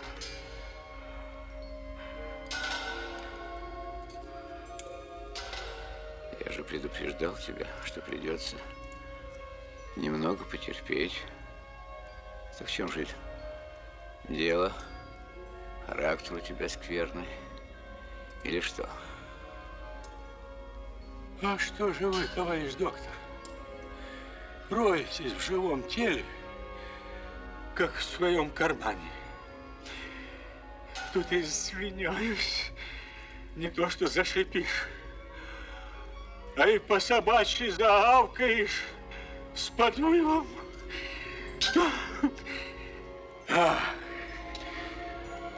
Очень больно. Не больно. А щекотно. А я с детства щекотки боюсь. Поэтому и не вытерпливаю.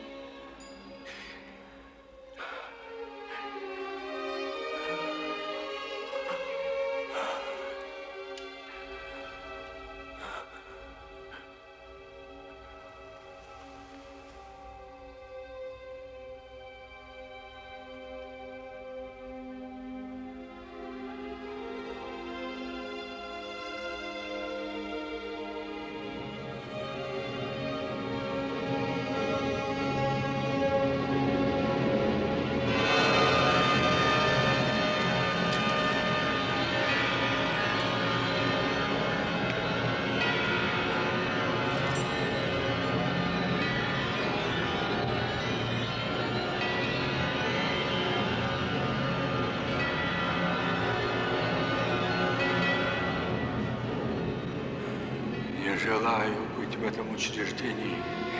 Чертова матери. У меня нервы не выдерживают. Давай куда хочешь, только не сюда. На фронт. Давай обратно на фронт. А тут не согласен. Сапоги куда дели? Неси сюда. Я их под голову положу.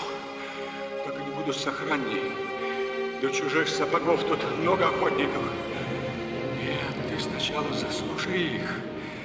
Ты у них походи возле смерти, а изрезать всякий дурак сумеет. Господи, Боже мой, как мне больно. Лопахин, Лопахин, как мне больно.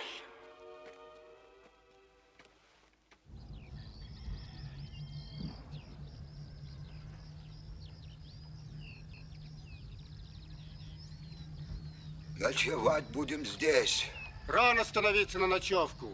Перекурим, отдохнем малости, к заходу солнца притопаем в штаб дивизии. Слышь, старшина?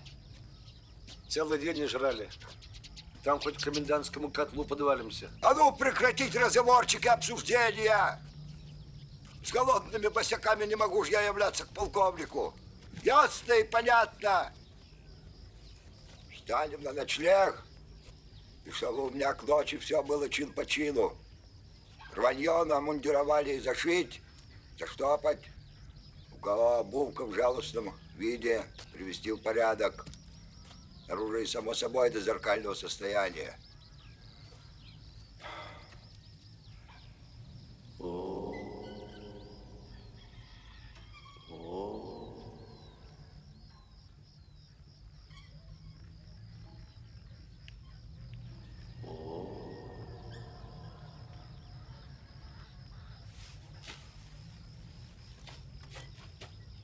Залатал бы штаны, Сашка.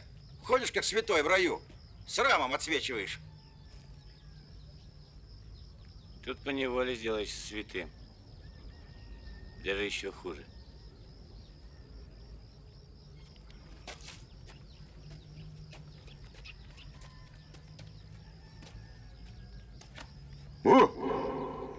Товарищ председатель, ты ж бывший фронтовик, а понятия не берешь наше положение.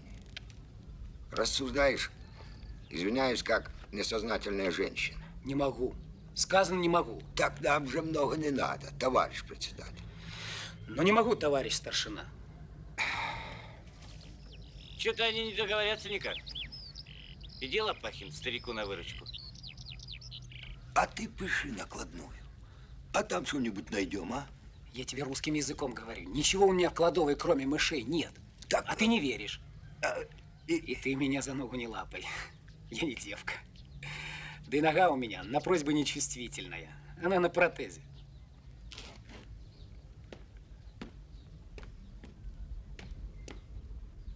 Пошли. Тут я все от килограмм 3. Или около этого. Ребята ж голодные до смерти. Прямо безвыходное положение.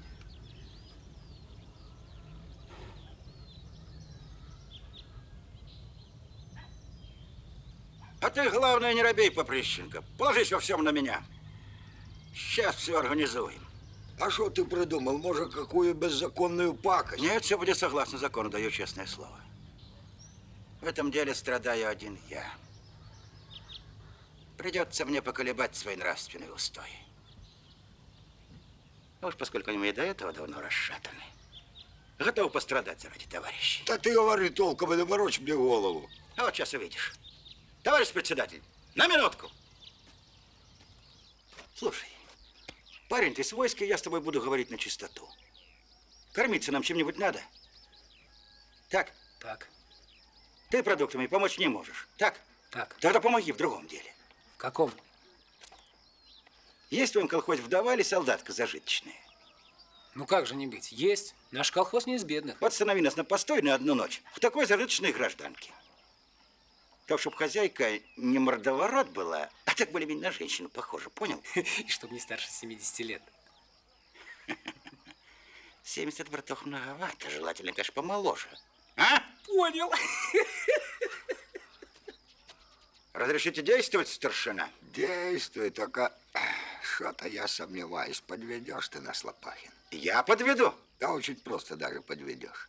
Это как же надо услужить бабе, чтобы она ни на одного на 27 душ харчей отпустила? Тут шахтер, я бы сказал, трудиться надо. О-о-о. А я с трудами не посчитаюсь. Я возвращаю. Ну-ну.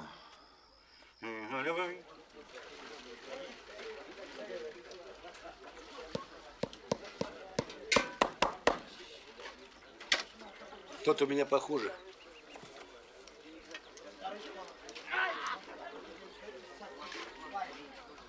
Давай, Сашка, хлястик тебе. На трусы пришью. А штаны сожжем. А? Братва! Хозяйка идет!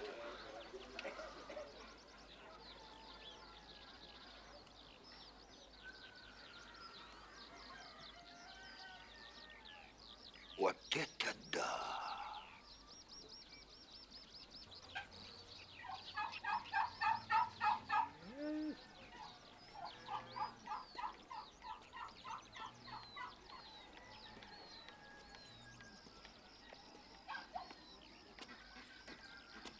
радуйся теперь. Скушали нежданку. Все пропало. Пойду сейчас этому председателю морду набью, пущай над нами насмешки не учиняет, сукин сын. Чего ты психуешь? Как это чего? Да ты протри глаза, Лопахин, погляди на нее хорошенько, тоже не женщина, а памятник. Типичная женщина, в юбке и при всех остальных достоинствах. Просто прелесть, а не женщина. Да на нее смотреть страшно. До войны в Москве на сельхозвыставке видела такое. Стоит перед входом каменная баба на манер памятника. Так вот это не хуже ее. Ну и что? А то, что мелковатый твой рост по ей, ясно? До седых волос ты дожил, старшина, а не знаешь того, что знает любая женщина. Чего ж я не знаю, дозволь спросить. Это что мелкая блоха злей кусает.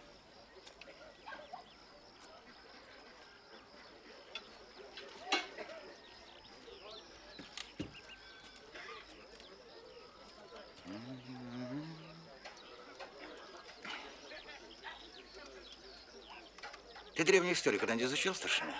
Не приходилось. По моей плотницкой профессии она мне была вроде бы ни к чему. А что? Жил в старину один полководец Александр Македонский. Так вот у него, как потом и у другого полководца римского, Юлия Цезаря, был лозунг. Пришел, увидел, победил. Я придерживаюсь этого лозунга. И рост этой гражданки меня ничего не пугает. Разрешите действовать, товарищ старшина? Ну, конечно, действуй. По случаю безвыходного положения я не возражаю. Только одно скажу, шахтер, не помрешь ты своей смертью. Все будет в порядке.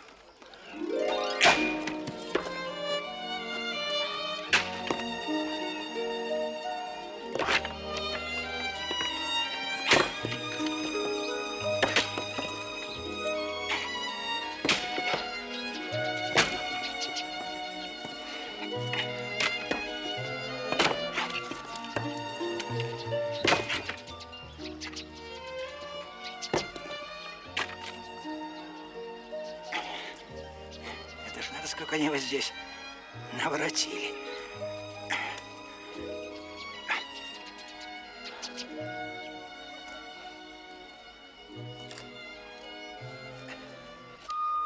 Ну, Наталья Степановна. А у вас, товарищ старшина, наблюдательный пункт подходящий. Прям как у генерала. Молчи, щеня. Человек для нашей же пользы старается, а ты гавкаешь. Петр Федотович, подайте мне ведра.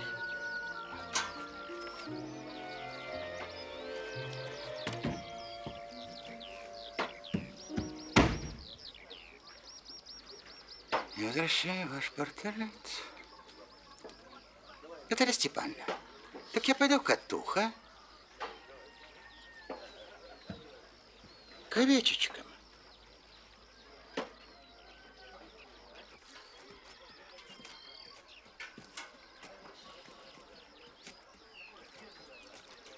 Дармоеды, отощали?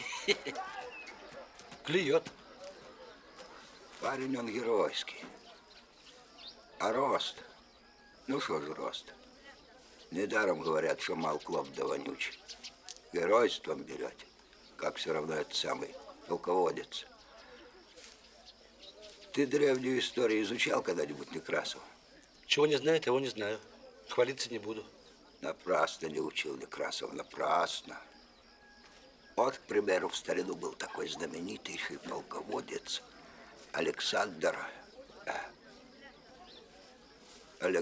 Вот чертова память. Александр... Суворов?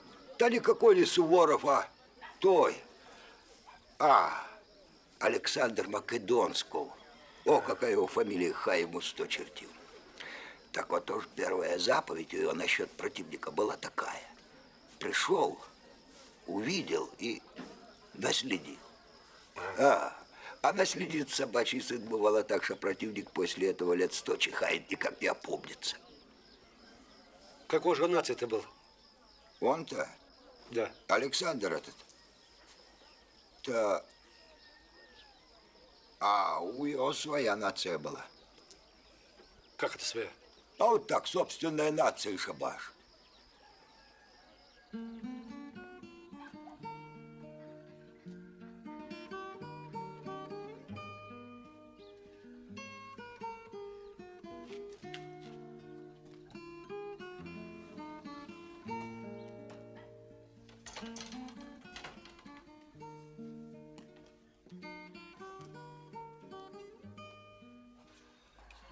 Тут главная маскировка и тишина.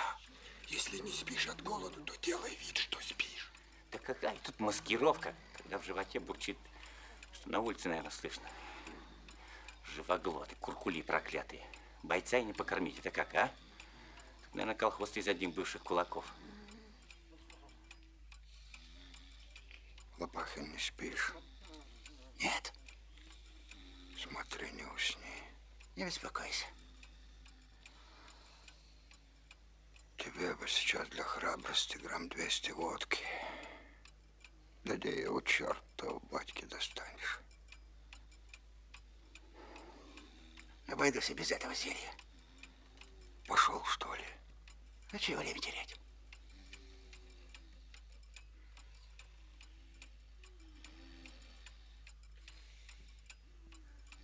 Удачи тебе, Лопахин.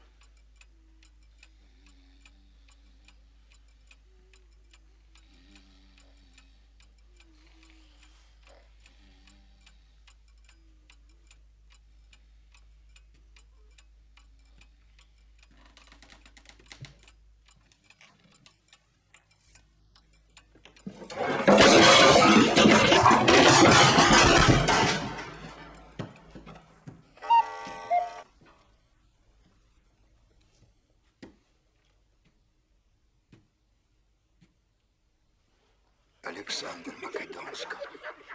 Мелкая блоха. Пойду до председателя колхоза. Без завтрака не выступим. Вы тут поспокойней. Я скоро вернусь.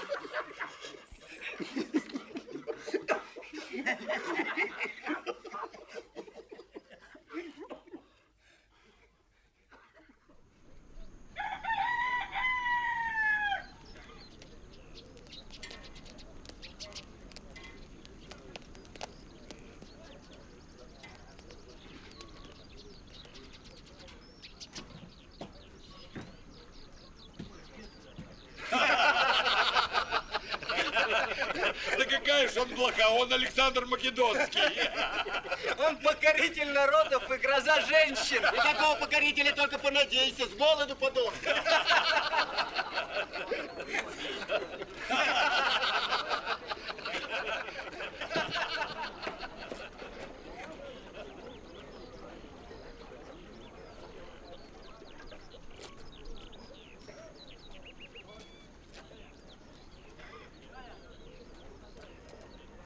Доброе утречко, Наталья Степановна.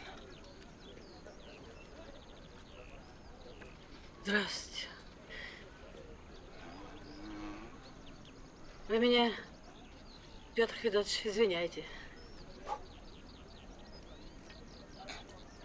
Нехороший у вас синяк. Ой, нехороший. Небось, товарищи ваши ночью слыхали все. Это ничего. Фонари даже украшают лицо мужчины. Надо было вам, конечно, немного поаккуратнее кулаками-то орудовать. Но теперь уж ничего не поделаешь. Наше дело жениховское. То, что и оно. Что все в женихах ходите. По-вашему, так выходит. Если муж в армии, значит, жена подлюка, да? Тихо-тихо.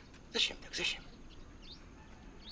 Ну, ты пришлось кулаками доказывать, какие мы есть. Сашка, а? Ну? Мой второй номер. Этот? Ага.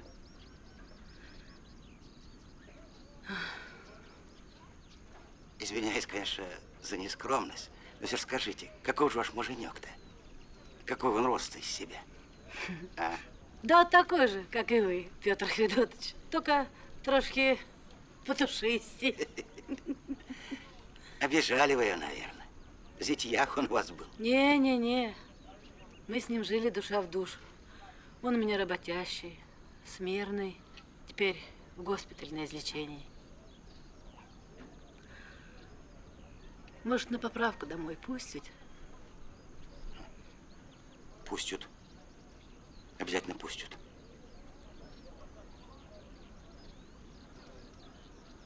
Это по какому случаю, Наталья Степановна? У вас такой завтрак готовится на всю нашу брашку. Я что-то не понимаю. Да что ж тут и понимать-то? Ночью ваш старшой, рыженький такой старичок, пошел к нашему председателю и все ему рассказал. Как вы жестоко сражались.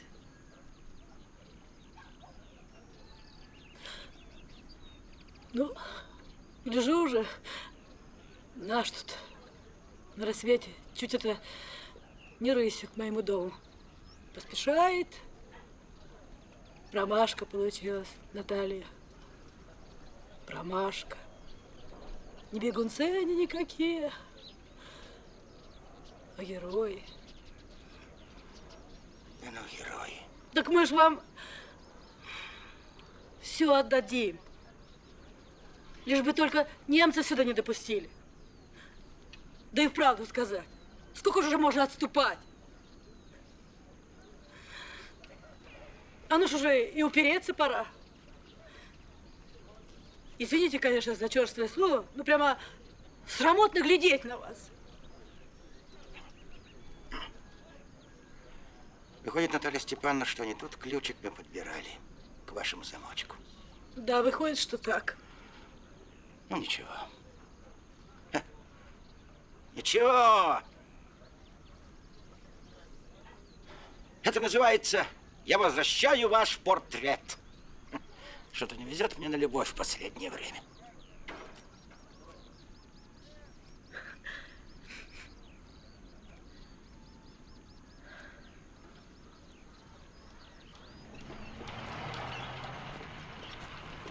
Новенькая дивизия.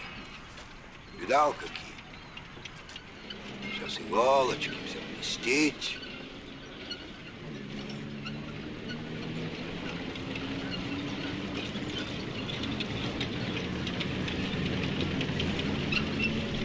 Нарядные черти.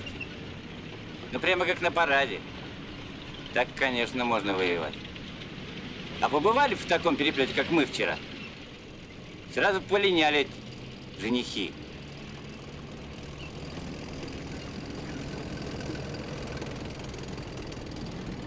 Николай!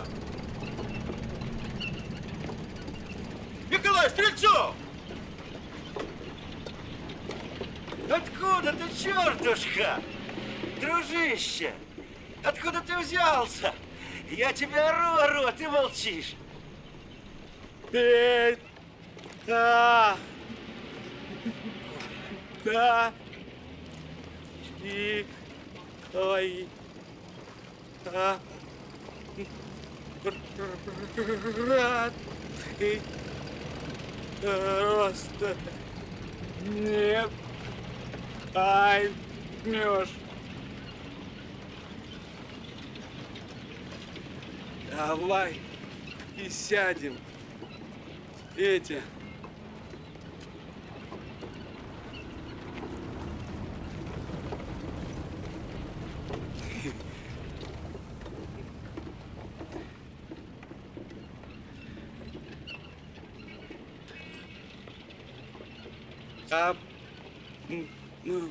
Ну и трудно разговаривать. Я после того случая с бомбой ничего не слышу. Глухой, Коля. И вот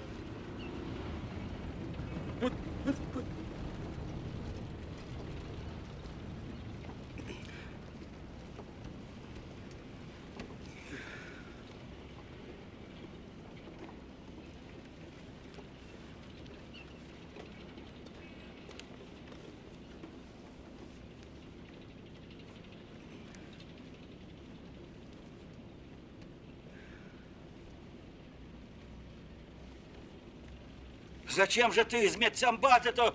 Ой, елки.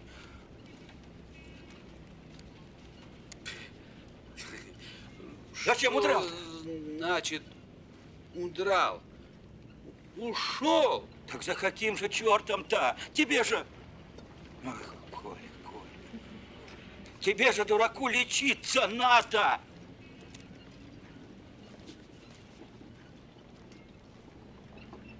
Как же это за... Каким... Кровь из ушей перестала идти. Чего ради я там валялся бы? Полк был очень тяжелом положении. У вас оставалось немного.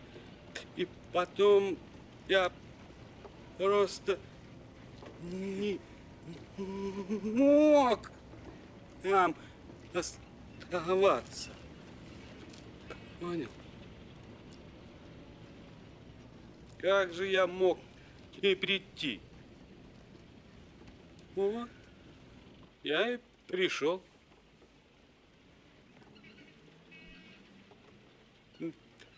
Драться рядом с товарищами ведь можно и глухому.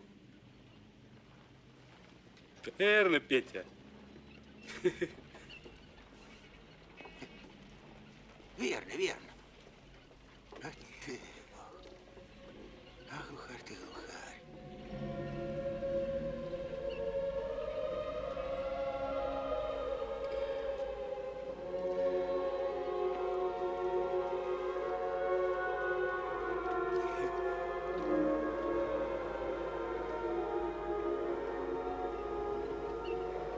Я страшно рад, что снова с вами.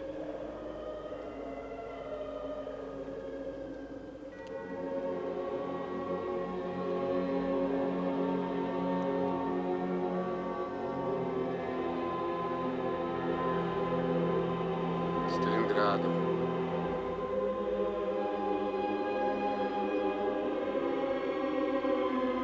Знамя расчехлить.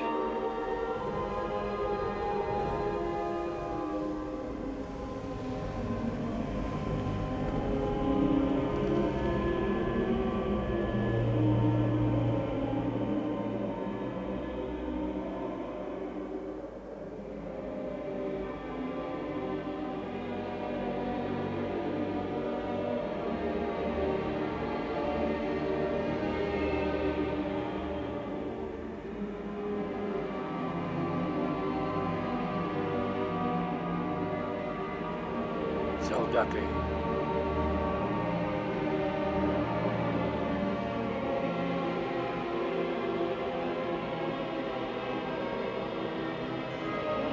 Солдаты. Родина никогда не забудет ни подвигов ваших, ни страданий. Спасибо вам. Спасибо.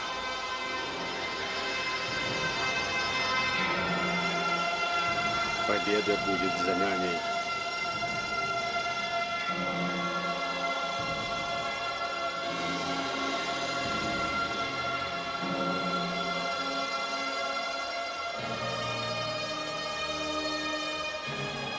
Мы принесем знамя нашей великой армии освободительницы в Берлин. Слышишь?